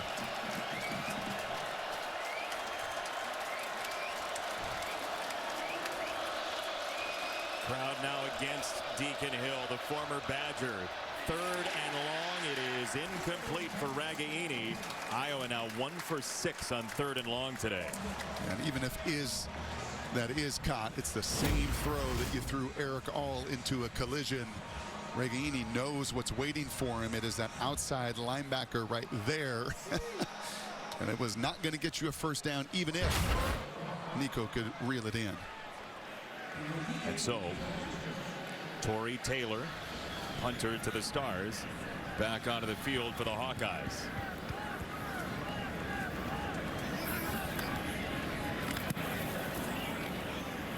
Another blast. That's a 62-yard punt, ladies and gentlemen. Down the sideline, and a flag comes in on the return from DK across the 30. I mean, that's going to be a block in the back. I mean, it's going to set up inside about the 6-yard line. During the return, illegal kick. block in the back, receiving team number 11. Half the distance to the goal. It's 1st and 10. Timeout on the field. It's Jordan Alvarez. It is. Middle fastball. That is awesome. And it is autumn. Got to get out the flannel. It's Wisconsin and Iowa. Deacon Hill so far today 5 for 12, but the Hawkeyes have the big play offensively on an 82-yard touchdown run for Le'Shawn Williams. So here is the freshman quarterback, Braden Locke, transferred from Mississippi State on a first down give. It is Ethan Hurkett standing up Braylon Allen for a yard and a half. So one of the things you've seen from Phil Parker with his hands in his pockets, which I absolutely love, is he started to bring these safeties, more people around the line of scrimmage. You do not have the threat of run with Tanner Mordecai. Right? He can run it. He can pull it. He can run it. You don't have that threat with Braden now. So I think you're going to see more people around that line of scrimmage populated, try to confuse the inexperienced quarterback. And here comes Schulte. Play action. Locke throws this way. It's caught by DK. Chimere DK spins out of a tackle and finds his way to the 24. So here's the trade-off of that. If you're going to bring Schulte down or Wampa down, then you're going to leave one-on-ones outside. And these were the throws, the out routes he didn't hit earlier. This is a good pivot route. Look at DK come all the way back to the ball. That is excellent work from the veteran receiver. He's averaging about 21 yards a catch this year. Here's Braylon Allen right up the gut. So you don't bring people down. You don't bring your safety. You know what you got? 5 in the box. And with 5 in the box, those big old Badgers, tremendous job there by Maulman to maul that edge. They get the movement. And number 0 knows what to do. He's looking for contact. Well, he knows his team needs him now more than ever this season. Tanner Mordecai out for the game with a hand injury. Braylon Allen chopping his steps. Allen is dumped by Jamari Harris. Another first down, Wisconsin, and this is what he does in the second half. Well, and I like this too. You bring a tight end in, you're going to pull your right guard around. That's Furtney coming around. They know this stuff. I mean, all the air raid and all the empty and all the 4 receiver stuff, that's somewhat new, but you want to get into and put a tight end on the field. You want to run some counter. You want to run some power. Braylon Allen knows that kind of ball, as do his big boys up front.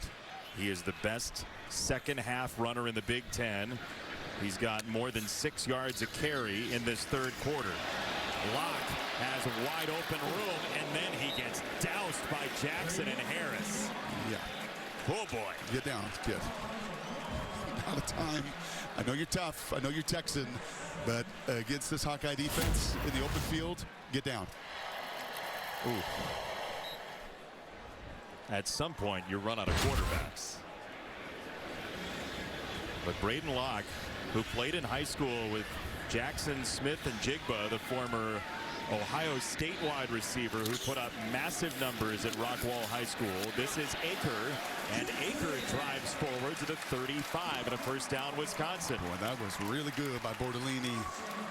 And I think it is Wettig playing left guard there. He and Huber rotate in. But anytime, you could just watch this, anytime Iowa does not bring an extra body in the box and it's 5-on-5, these guys in red are winning right now. And you see Phil Longo, you mentioned it, the air raid philosophy, but it's centered around power backs in the backfield to the point where Aker and Allen said, hey, could we do it together at some point, Phil? And they said, not yet. But they're getting their carries as Lockhart play action. Loads up. It's a deep ball to the end zone. DK, and it's incomplete against Harris. A lot of hand fighting, but that has been the norm over the course of the afternoon. I don't think you see any advantage one way or another. DK's pushing. Jamari's grabbing a little bit. He's pushing. And you're just not going to call that. You've not called it all day. You've allowed the receivers and the DBs to get after a little bit, and I frankly like that no call. They were both involved. That's right. And there wasn't any part of that contact that created an advantage one way or the other. Dean Blandino agrees in the studio, we're told. Light snap again. Allen hesitation. He got wrapped up by Herkett, who played it very well in the phone booth. You know, you have said that about 4 or 5 times, Jason. If your eyes see that, certainly the defense does too, that light snap. It just doesn't come back crisp. And that 1/10 of a second, that half a second, that when you throw a little change up to Phil Parker's guys, just throws some of the timing and rhythm off, as does a 3rd and 10.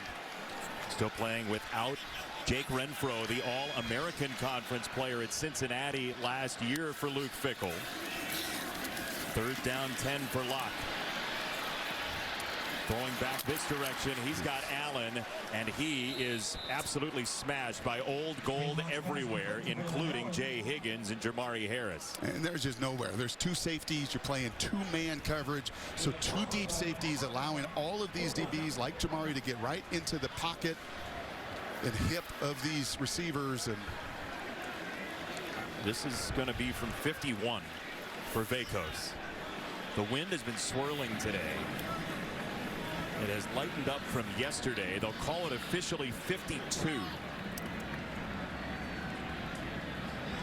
Gavin Myers will hold. And a kick from Vacos on the way, and he drilled it. He grew up a soccer player. He was going to go play soccer and become a pro soccer player maybe. And then a coach saw him and said, why don't you start kicking? And guess what? He's got the Badgers within 1.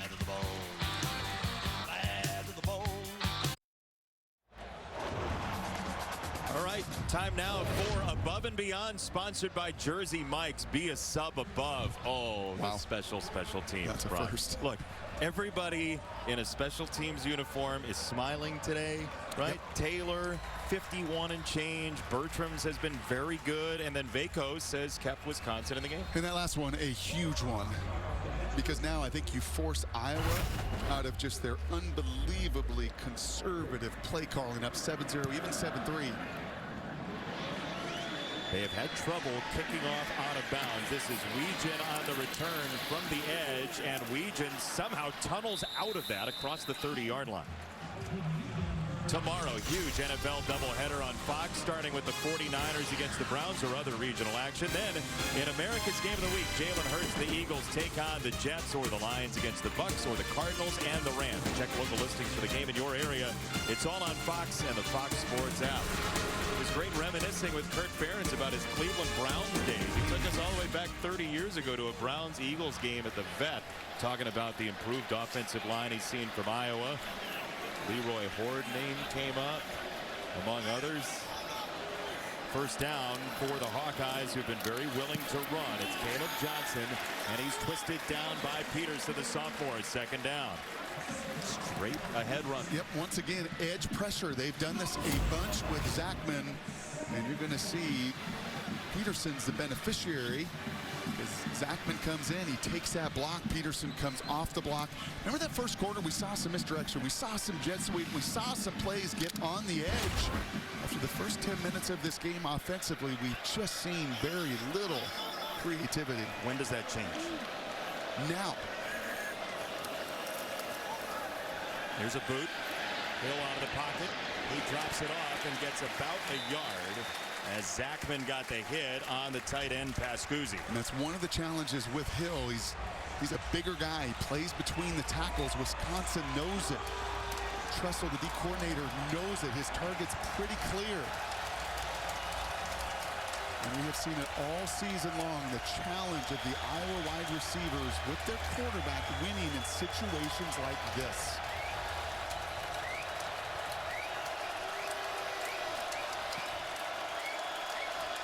Turner, the linebacker, breathing down on the line for Wisconsin. They back off. Now here comes pressure with 4 anyway. Popped up in the air and intercepted, it looks like. Rodas Johnson picked it off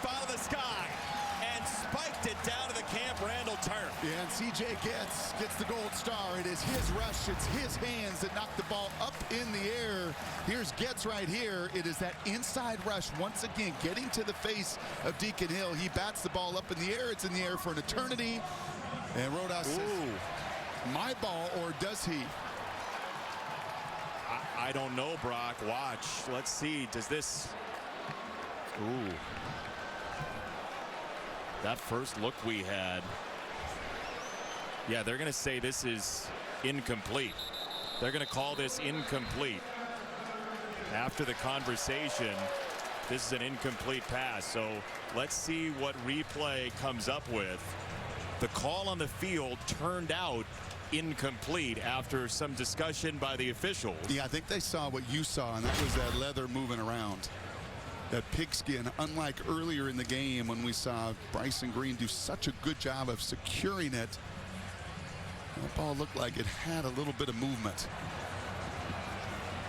And I think that expression tells you what you need to know. Dean Blandino is with us. What do you see, Dean? As much as I like to see a big guy get a pick, this one's going to be incomplete.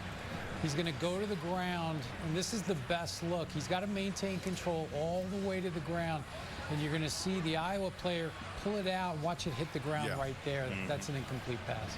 Thank you, Dean. That is a gold star effort by Mason Richmond, the left tackle. How many times do you see? I mean, they do lots of different trainings, both those D linemen and O linemen. But I don't know if I have seen many left tackles rip the ball away drill from an interception, but that could turn out to be critical.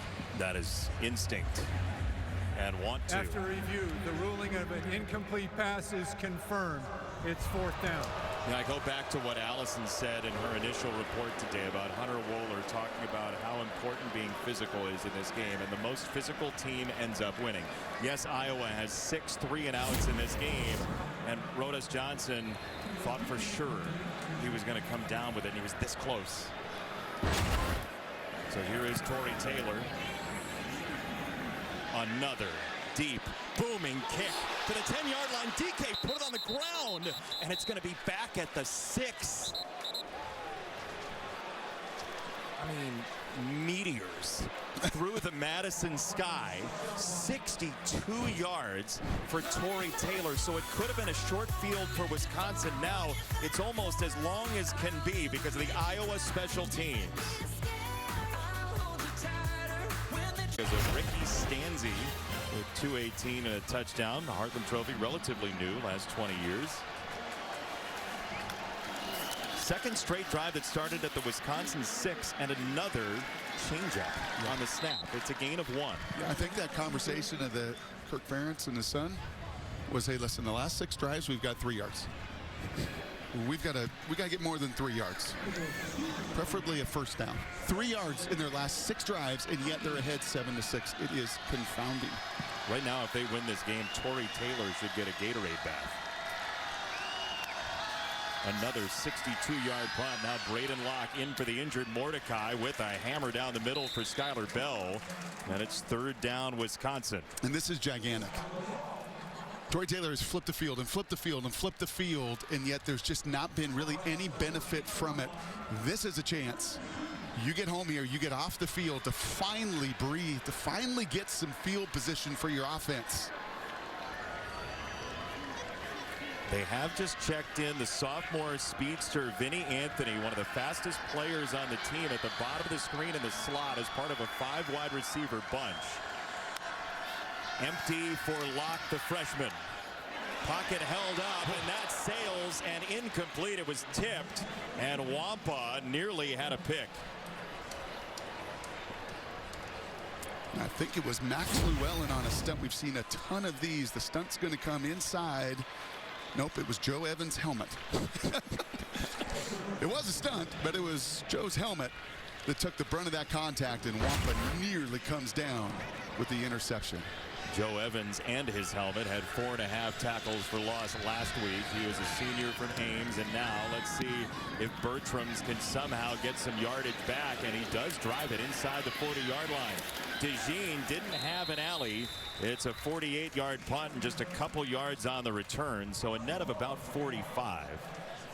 This is like long form pugilism between the two punters. There you go, 3 yards and 6 drives.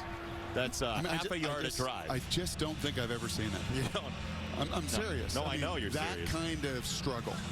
Now, you've gotten the lead, and you understand this is just like the way they're going to play. Kirk Ferentz going to chomp his gum and say, what? Are we ahead? Like, this is what we do. This is how we have to play. We're down our tight ends. We're down our quarterback. This is stylistically what we've got to do to try to win a game. Jay Higgins said it this week, by any means necessary, we win. There is more than double the yardage of the last 6 drives. Yeah. That's triple, actually. Well, and once again, it's the 3 guys inside. When they've got some movement and something going, it's been Colby and Jones and Pfeff. Those 3 right there. It's paved the way for the 67-yard touchdown a week ago. It paved the way for the explosive touchdown earlier to Williams. Watch those 3. Jones, a former defensive lineman, now an offensive lineman. They'll run counter action. It's Williams again, bursting across the 40-yard line. Petrowski with the tackle, gain of 10. Well, they did it again. I mean, they just washed people down right there. Once again, a little help as well from Dunker. But I was joking about the conversation between father and son with the Ferentzes. But I'm not joking about Kirk Ferentz saying, hey, why don't we get back to running the ball, Brian? Get back to running between the tackles. Get back to finding a way in Madison to finish the game in the 4th quarter.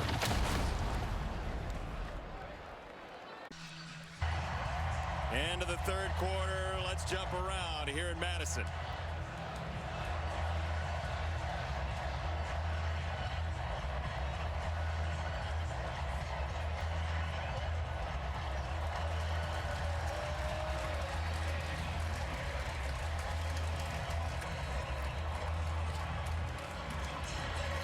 There is no height requirement for jump around. College football at its finest. 4th quarter, Iowa by a point. Williams had the touchdown earlier, and he busts through for 5 on a first down run for the Hawkeyes. Well, you have seen a severe commitment on these last 3 snaps to run right between your guards.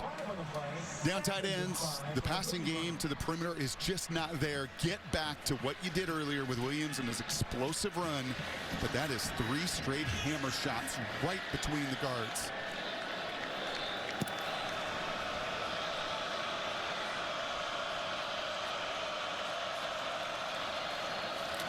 For a gain of 5. This one does not go any farther than 2 or 3. Zachman came over from the safety spot.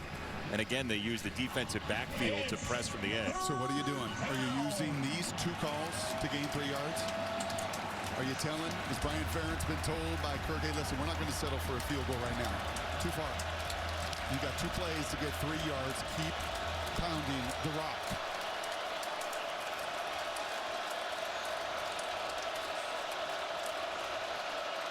It's a handoff. It's Williams. Little hesitation, and he's bottled up about half a yard short of the first down marker by Maitre and friends.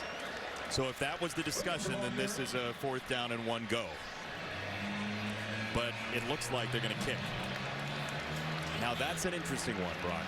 Well, it's trusting Drew Stevens, who missed a couple last week, but Bakos on the other side delivered, and now it's time for Drew to deliver for the Hawkeyes. Perfect from 50+ in his career, but this is from 48. The South Carolina-born sophomore, Drew Stevens, for a 4-point lead. It is there. Man, did he drill that. That would have been good from 60. And the holder is the punter. Everything Tory Taylor touches is gold. 10-6 Iowa. Welcome back to Fox College Football, sponsored by Geico. It's easy to Geico. Control of the Big Ten West on the line here in Madison today. Wisconsin unbeaten in the Big Ten. Iowa has 1 loss, that defeat to Penn State. But the tiebreaker is in the balance right now. The Hawkeyes off a Drew Stevens field goal. And now the wind has somehow stepped in the way of our drama building. Hate to see that. Kirk Ferentz 40 and change% of his games decided by 8 points or fewer. Yep, when you play great defense and you're committed to running the ball and playing special teams, you're going to find yourself in so many of these affairs over 25 years. And in his last 17 decided by 10 or fewer. He's 13 and 4. So gum it up, take a dub. DK from the goal line. Timray DK has the edge. And he's ushered out of bounds. There is a marker in. That's going to back him up again. Those are those hidden yards that we talked about. There's nothing been hidden about Tory Taylor, During the the weapon. return, holding receiving team number 86. Half the distance to the goal. It's 1st and 10. It's on Vinny Anthony. Just a killer. Sets you back inside your own 10. And against this defense, that's a problem. Here was DeJean on the first 4th down after a great drive by the Badgers down the field. You just decide not to block their best player. And DeJean in the passing game as well, knocking it away. They just look at the number of Iowa defenders always around the football. Castro with the big hit, and then the collision course for the young Braden Locke there. He will feel that one tomorrow. But right now, he's feeling a long field against Phil Parker's crew. And you got to be patient, man. There's no quick fix. You've got to continue to run the ball and play on rhythm. That was soft snap. Braylon Allen, hesitation, and he could not get around Deontay Craig. Higgins was there to bracket him as well. Look, Iowa allows 8.5 yards per completion. That's the 2nd lowest number in college football to Oregon. So yes, there are no quick fixes here. Nope. And against Kirk Ferentz, what Penn State did in his only loss this season was run the ball. Long possession drives, 10 plays, 12, 15, 17 against Phil Parker. But hard to do in Y.A. Black. Tremendous play on that last run to hold it to 1 yard. Braden Locke for the injured Tanner Mordecai off a fake, and he was under duress, and he just had to heave it into the ground. Y.A. Black affected that throw. Yeah, you're just not going to beat these guys. You're trying to fake a little screen there. You fake the screen, trying to throw vertical. There is not a defender for Iowa that's buying it. Their eyes are looking at the QB. And Braden Locke is looking at one difficult 3rd and 9 here. You saw UCLA, Oregon State coming up next to the Pac-12. This is a grinder here in the Big Ten. 3rd and 9. And there is a flag down. Prior to the snap, timeout Iowa, their first of the half. Timeout Iowa. Timeout on the field. So the Hawkeyes use a timeout. They have 2 remaining. It's 10-6 Hawkeyes. We're there as dated to 2004. It was designed by a former Iowa player and artist. Physicality is the whole premise of the bowl, right? Makes sense. Yeah, and we've talked about it. This game living up to it. Yeah, look, it has been a line of scrimmage game to this point. And let's see, will they bring pressure here? No. Maybe. Yes. Here it comes. Castro got in there. Ball is loose. It's free, and it's a safety. Y.A. Black, Sebastian Castro met in the backfield. And big-time pressure surging on Locke. I said to you during the timeout, this would be real interesting. They took a timeout, and of course, it's my guy Castro. They take the timeout, and I think there's a big thought. Do we come after this young QB?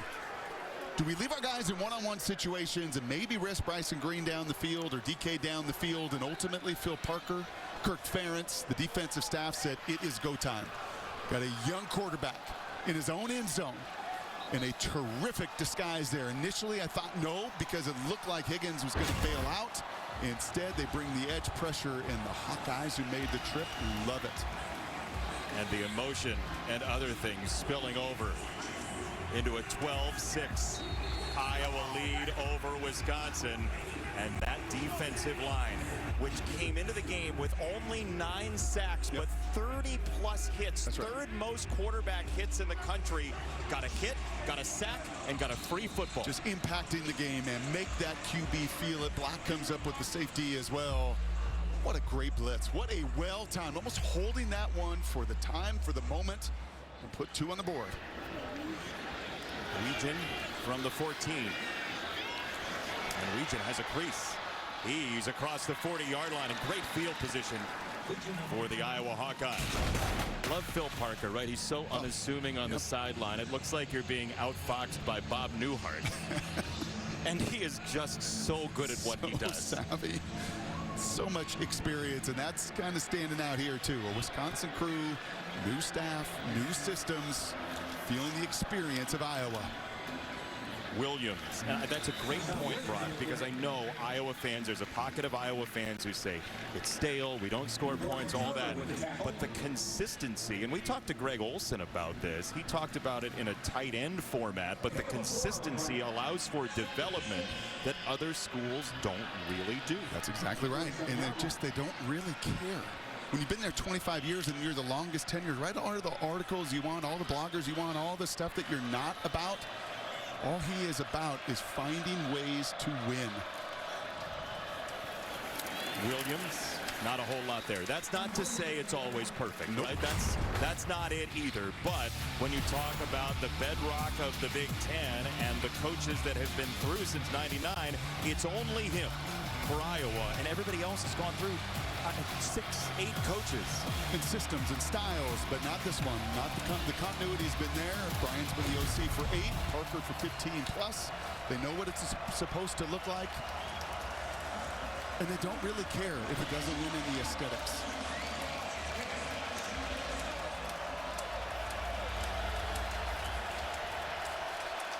Down to 5 on the timer. Hill's got to hurry. He stops his foot. 2, and the handoff for Williams. That is a don't really care about the aesthetics call right there to the 50-yard line, up 6. Well, let's see if Tory Taylor can hit that wedge he hit earlier.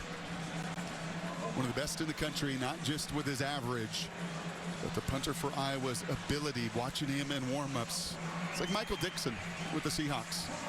They just have a control of the ball and a way to turn it over. He'll put that nose of the football down.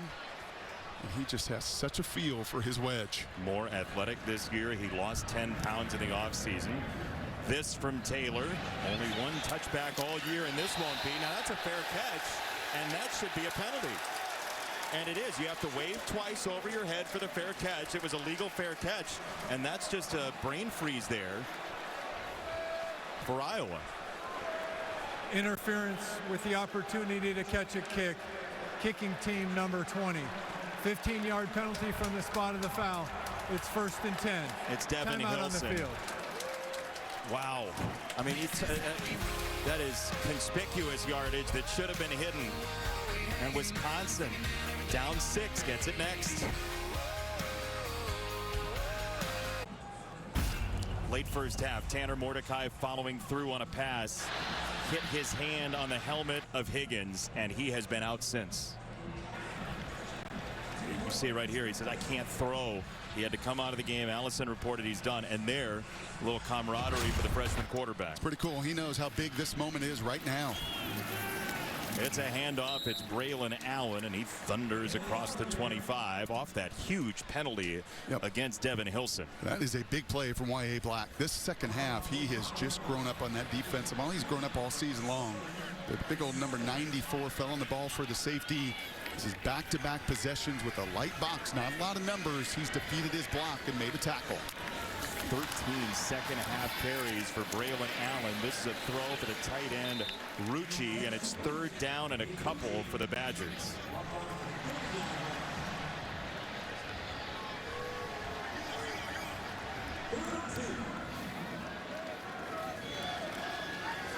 So, what's your play call if you're Phil Longo? Well, I love the threat of run. I love that little RPO right there, and I do not mind number 0 if the numbers are right. And movement. Iowa pointed it out, and a penalty against Wisconsin coming. It would be number 7. Yeah, they tried to go on 2 there with a clap. False start. Offense, number 78. 5-yard penalty. 3rd down. Yeah, I don't mind that idea, right? They are a clap cadence, and you're going to see him try to clap, get these free 5 yards to move the chains, but unfortunately, it's his guys. And also that little stemming movement, man, that little sneaky stuff that Phil Parker's guys do. Just a little bit of movement in that stem by the D-line.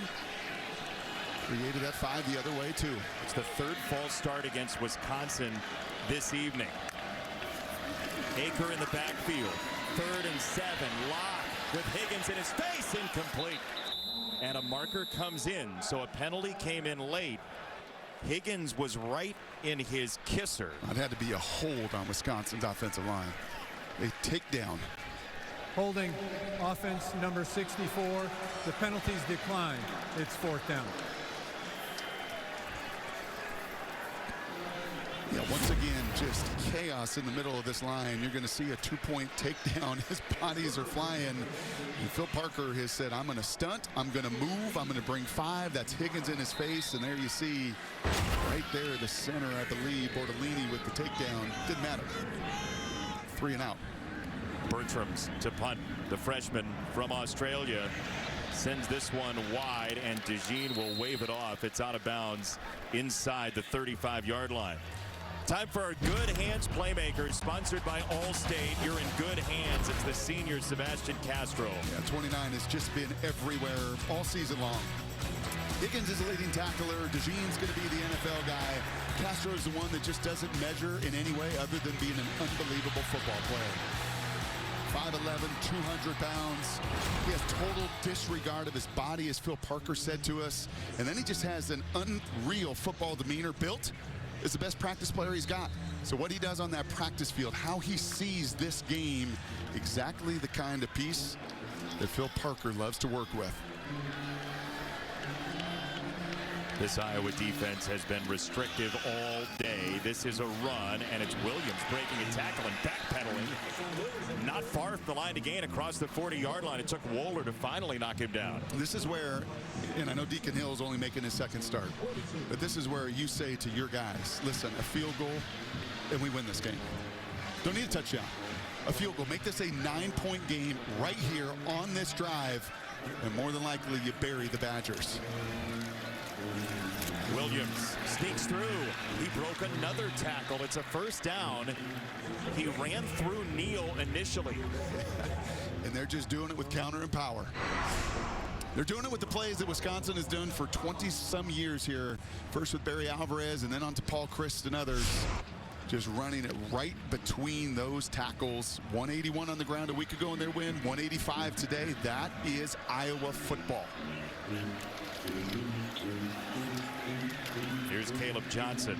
You got Castro and Williams from Richards High School in the Chicagoland area, and they have been the stars of this game for the Hawkeyes. And you just wonder if this Wisconsin defense, right, this Wisconsin crew on that side of the ball, been on the field a ton, so many different possessions, 6 of them where they were unbelievable, giving up just 3 yards. Because Mike Tressel's crew got the poise, right? Just the poise and the football character to finish no matter what your offense is doing on the other side. And is there a takeaway in there, right? They've had 10 of them the last 3 games. This is swallowed up. Rodas Johnson, who nearly had a takeaway earlier, stops Johnson, Caleb, 3rd down. Yeah, Logan Jones just could not get to him. Too far to reach. Watch the center here. He's trying to come all the way across. He just could not get to Rodas. The tackle for loss. And a 3rd and 10 that I'm going to guess Iowa will play conservatively. You would imagine so. 7 tackles for loss for Wisconsin defensively. Hawkeyes are 4 for 15 on 3rd down. It started so promisingly. This play had nowhere to go. Gio Paez, the senior from LA, takes him down. And Tory Taylor, your field. Is this his 20th punt tonight? It feels like it's his 11th. 11th. It feels like it. There's Cade McNamara over on the sideline with his torn ACL a couple of weeks ago. Eric All lost for the game at the very least, as this is down to 15. What will Tory Taylor do with the canvas that is Camp Randall Stadium this time around? Twice the Badgers have started at the 6, and it should have been a 3rd time. This one high in the air, middle of the field. And this doubles his great field position. Hilson was close range again with DK. And if you committed one earlier, you would would think you'd be like somewhere in Minneapolis on the next one. 12-6 Iowa. Is there a curveball left in this? Out on the field there, Jason, but I just don't think he's 100%. I've been watching him. He waved himself out after the false start on the last possession. Teammates, coaches have been checking him on him on the sideline. Remember, in the first half, he did go in the locker room to be evaluated for an upper body injury. He just doesn't seem like he's 100% out there. There's going to be a throw. He's looking at Allen. Locke is instead. He fires for Green, and Bryson Green, who had a game-winning touchdown against the Longhorns for Oklahoma State last year, sets up a 2nd and short. That was a good job. That was looking off Sebastian Castro so he could fit that little curl route right behind him. A little savviness from the young QB. Freshman in his first extended collegiate playing time. Here is Braylon Allen trucking forward into Jackson. 1st down, Wisconsin. And it's amazing what can happen when those chains move. I feel like, Jason, over the final 5, you got to take a shot. When? Braden can spin it. He can throw it. 11,000 yards in high school, 120 touchdown passes. There are one-on-ones to the perimeter. Yes, they're DeJean, and yes, they're Harris, but there are those opportunities. DeJean at the bottom of your screen. It's play action for Locke. Hopping in the pocket. Throwing incomplete. Green the target. Castro was over there, 2nd down. Yeah, and that's harder. I mean, that's a cross-country route. That's a deep over in between all the different zones. Right, we saw them on the very first possession of the game. Attack DeJean, throw that go route, a one-on-one with Bryson Green. I think at some point here, Phil Longo's got to get into a formation where he can once again try to give his guys an opportunity. I don't know if I pick on DeJean, but I may go after 27 Harris. Yeah, DeJean at the bottom of the screen, Harris up top. Blitz shown by Jackson.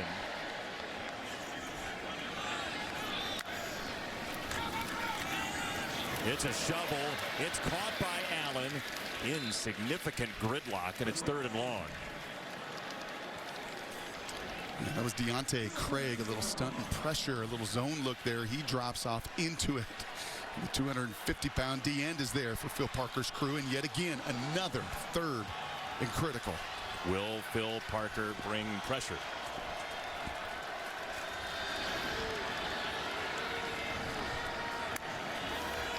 Iowa rushes 4. Still nearly gets there, and this is caught, but it looks like it's a yard short for Skylar Bell, and so it'll be 4th down Wisconsin with 3 timeouts. About the 3rd time we have seen this on 3rd downs. You've got to make sure you run that route past the sticks. No hesitation here.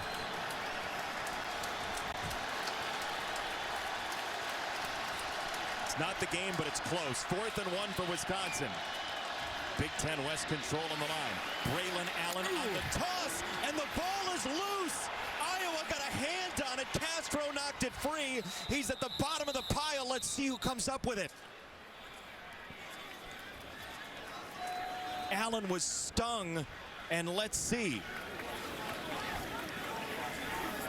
Now this is 4th down, remember, so the ball comes forward, but we'll see where they end up spotting this ball.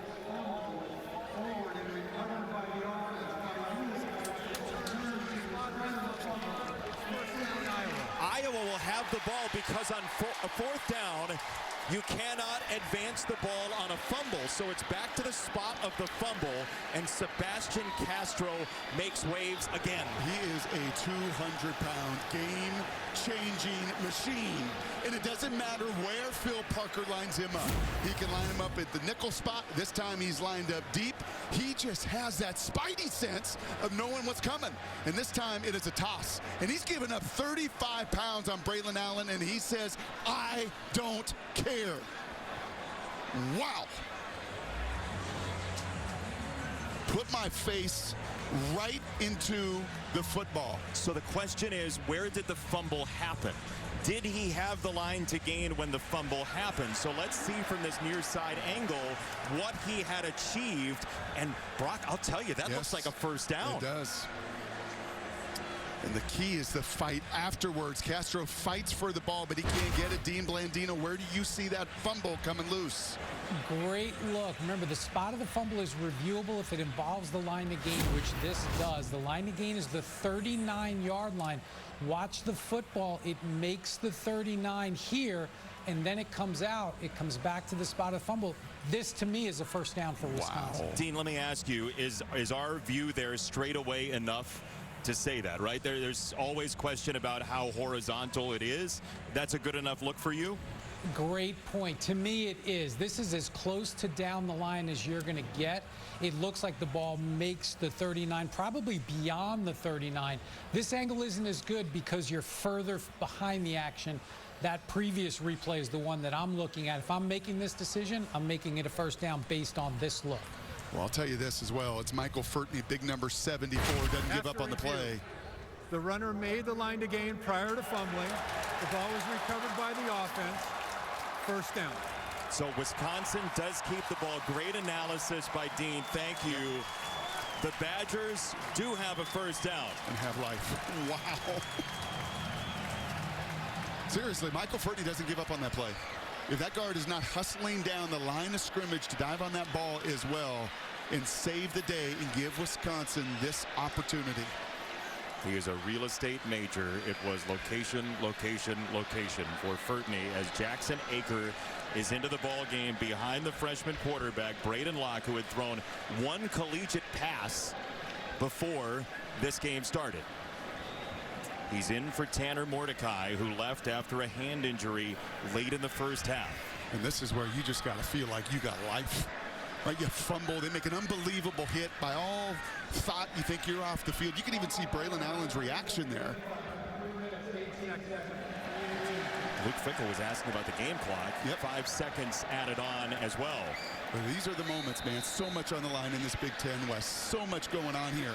But as a QB, take a breath and do what you've done a lot in your life. Take a snap. Play action fake. Locke feels it. He gets hit. The ball is loose once again. And it was Graves that knocked it free this time. Let's see who has the football. There's a marker down in the offensive backfield as well. Well, that's going to be a hold on Wisconsin against Y.A. Black. Doesn't matter. It doesn't look like. This is Iowa football. Jay Higgins crowbarred it away at the bottom of the pile. Moving on the field is a fumble recovered by the defense. Holding Nobody's happier than that guy, but maybe Kirk Ferentz is holding it in a little bit better than the fan was. Yeah, clearly that ball is out before his arm is ever going forward. And then, well, it's Wisconsin, Iowa. So you know what we're going to have? We're going to have a big old mosh pit, a big old pile with all of these humans in there fighting and clawing to come up with the pigskin. What a tremendous hit from Graves. Aaron Graves, twice in high school, was 4th in state in heavyweight wrestling. And they love wrestlers on the line at Iowa. He got the takedown. He got the ball. Can the Hawkeyes run 3 minutes off the clock to take control in the West or score? Williams torn down by Wohler.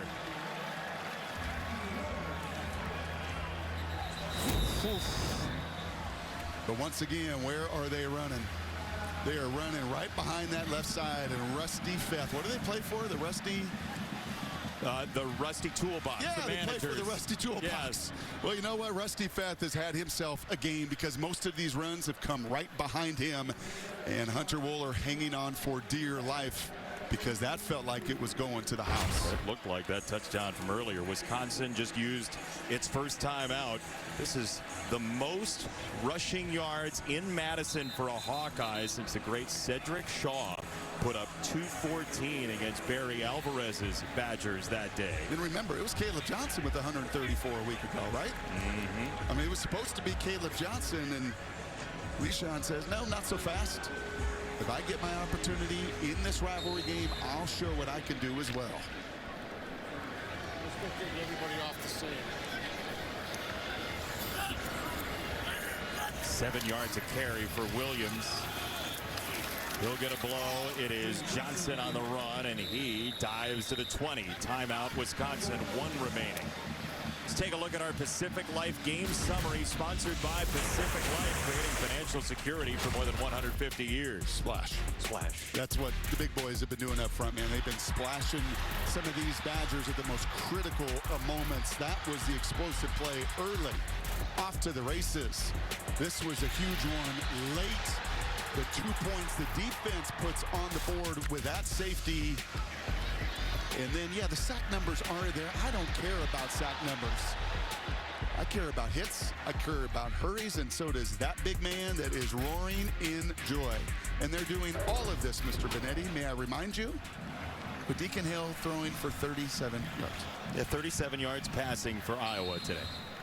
And they're about to take control of the Big Ten West if it stays this score.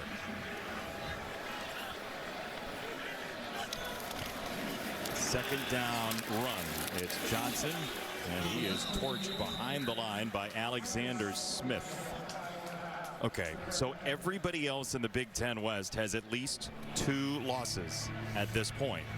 Wisconsin and Iowa are the class of the division, and this is the requiem for the Big Ten West this year. It won't exist anymore, whether you like that or not. That's for your own choice in your own living room. But this division will not be when the 4 teams from the Pac-12 enter this league. So this is the last chance to dance for these 2 teams. He's sad about it. Who is that person? That fan was super sad. And he knew that we had it on the screen, huh? Yep. How about that? It's amazing, the technology nowadays. Be a little sad too about this Iowa defense is doing what they always do and why they're 6-1. They are a persuasive bunch, this Iowa defense. Braylon Allen hoping to get one more look at the football. A first down would really make that difficult. Ball is loose. And every Miami Hurricane fan watching this game said, see, it happens to somebody else. Yeah, but this one had 2.5 minutes. I understand, but yes. It's the same type but of I'll tell you what this was. This was an outside run. So Deacon is trying to get out. This is going to be like an outside stretch. And he does not secure the snap, but he's heads up enough. And he's long enough at 6'3" to get his frame over the top of it. We asked him what's tougher, the bottom of a football pile or water polos underwater combatants. And he said, I haven't been at the bottom of a football pile for a while, but they're both pretty nasty. As I was going to call a timeout. This will be a field goal for Stevens to try to put this thing away. Coming up after our game, stay with us for the BMW Ultimate Update. Some upsets in college football, a great one in the Pac-12 happening. The Big 12 got a little topsy-turvy again today. Man, oh man.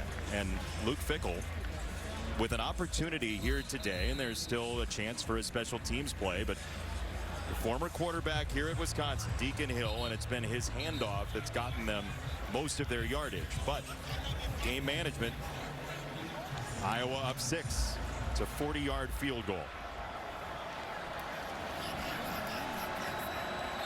The Brian Ferentz watch. Drew Stevens from 40. On the way. And once again, good.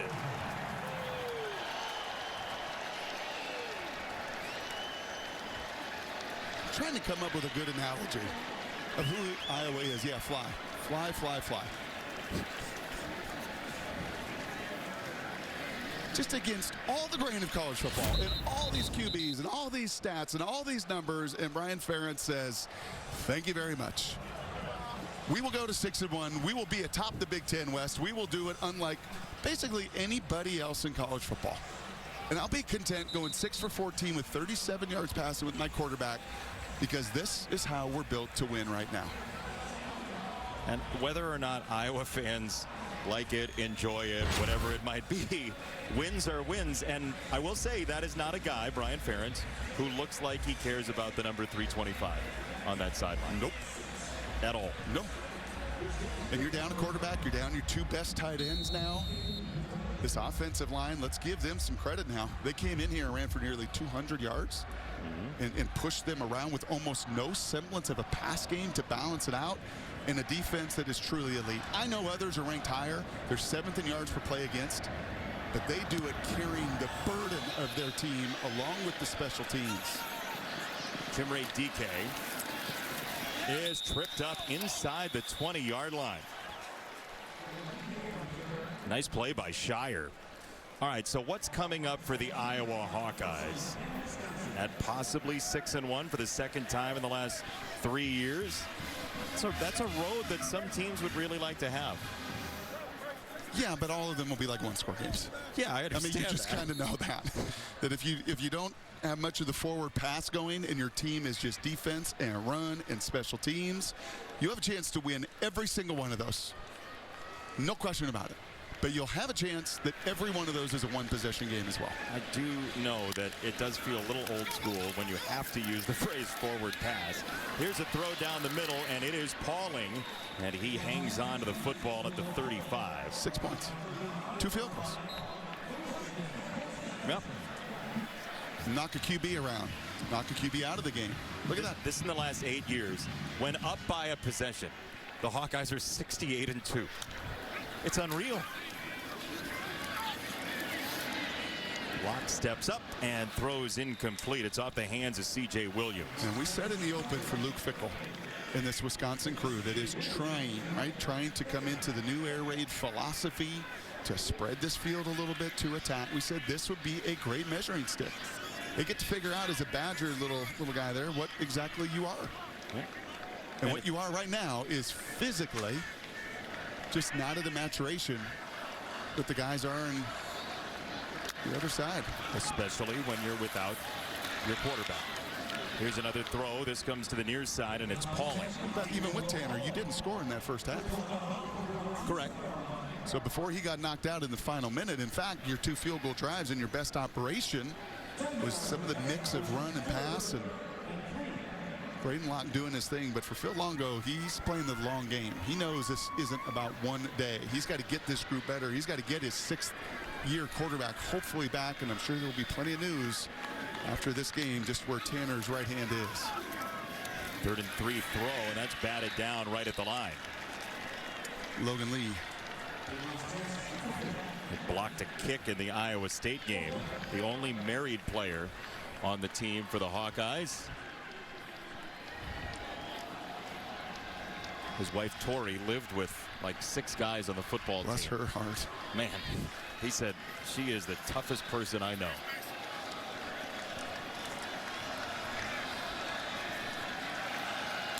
Fourth down and the ball game for Wisconsin to hang around, and this throw does get to the sticks. It is a first down, and it's Pauling. Homewood Flossmoor High School zone, Will Pauling. And just could not get that explosive play. Got it in the opening drive, and since then just have not been able to get anything at 20+.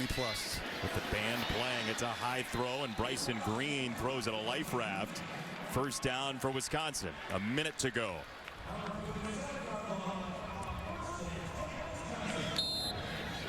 Wisconsin has not lost yet this year in the Big Ten. They do have a home game left with Ohio State in a couple weeks. What will their personnel look like at that time? Here comes Higgins. Here comes some help in the defensive line as well, and that sails out of bounds, incomplete. Nick Jackson was in there too.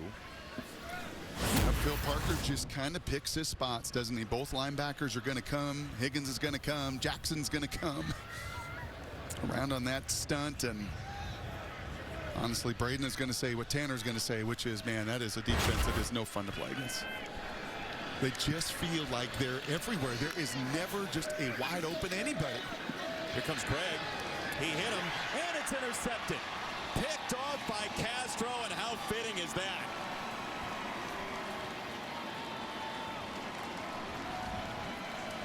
Phil Parker gets kudos from his head coach and a big hug for Kirk Ferentz from Jermari Harris.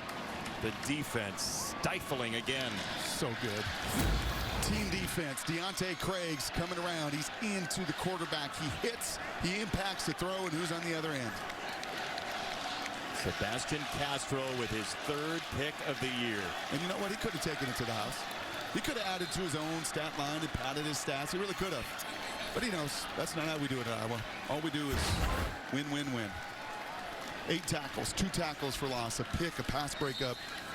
Sebastian Castro is some kind of college football player. If you asked, what is the most Iowa win you could dream up?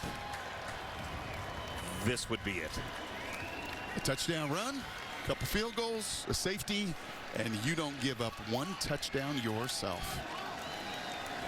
Back-to-back wins against the Badgers for the first time in nearly a decade and a half, and the former Badger is electrified. Deacon Hill and Iowa get a victory for Kirk Ferentz, 15-6, and the Hawkeyes are currently in control of the Big Ten West.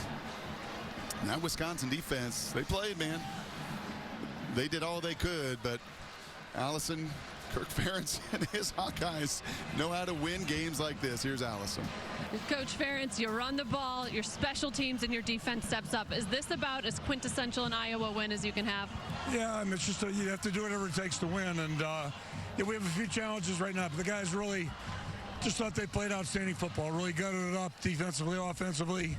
Special teams were big at Torrey. Torrey did a great job. So just a true team win. Really proud of the fight the guys had. You mentioned Torrey, so I have to follow up on that. I don't think I've ever asked about a punter in a post-game interview. But how important is he to what you guys have to do to win? So I'm old enough to remember when Reggie Roby played at Iowa. Date myself, but he's been critical. Huge today, controlling field position, and just gave us a chance, for the defense to take impact. Took advantage of field position, got some points out of it. Yeah, what is it about your defense, the personality and the makeup on that side of the ball that allows them to deliver well, each if week? we could solve those couple drives, right? Just those couple drives. Otherwise, we did pretty well. But really proud of our guys. Spoken like a true coach. Thanks, Kirk. Iowa takes the bull, the Golden Goose. Torrey Taylor gets a mention, and the Hawkeyes still with 1 loss in the Big Ten, and they are in the driver's seat in the West. Pretty well. That defense has played pretty well. I would actually say extraordinarily well through the first 7 and put them in a pole position in this Big Ten West and gets to take that big old heavy trophy back to Iowa City. How about that? Iowa's defense constricting once again. 15-6 your final score. We'll be back with more post-game coverage from Los Angeles right after these messages. For our entire crew, Bo Garrett, Darren Foster, everybody in the truck. For Allison Williams downstairs, Brock Hewitt, Jason Benetti, farewell from Madison. Iowa wins over Wisconsin.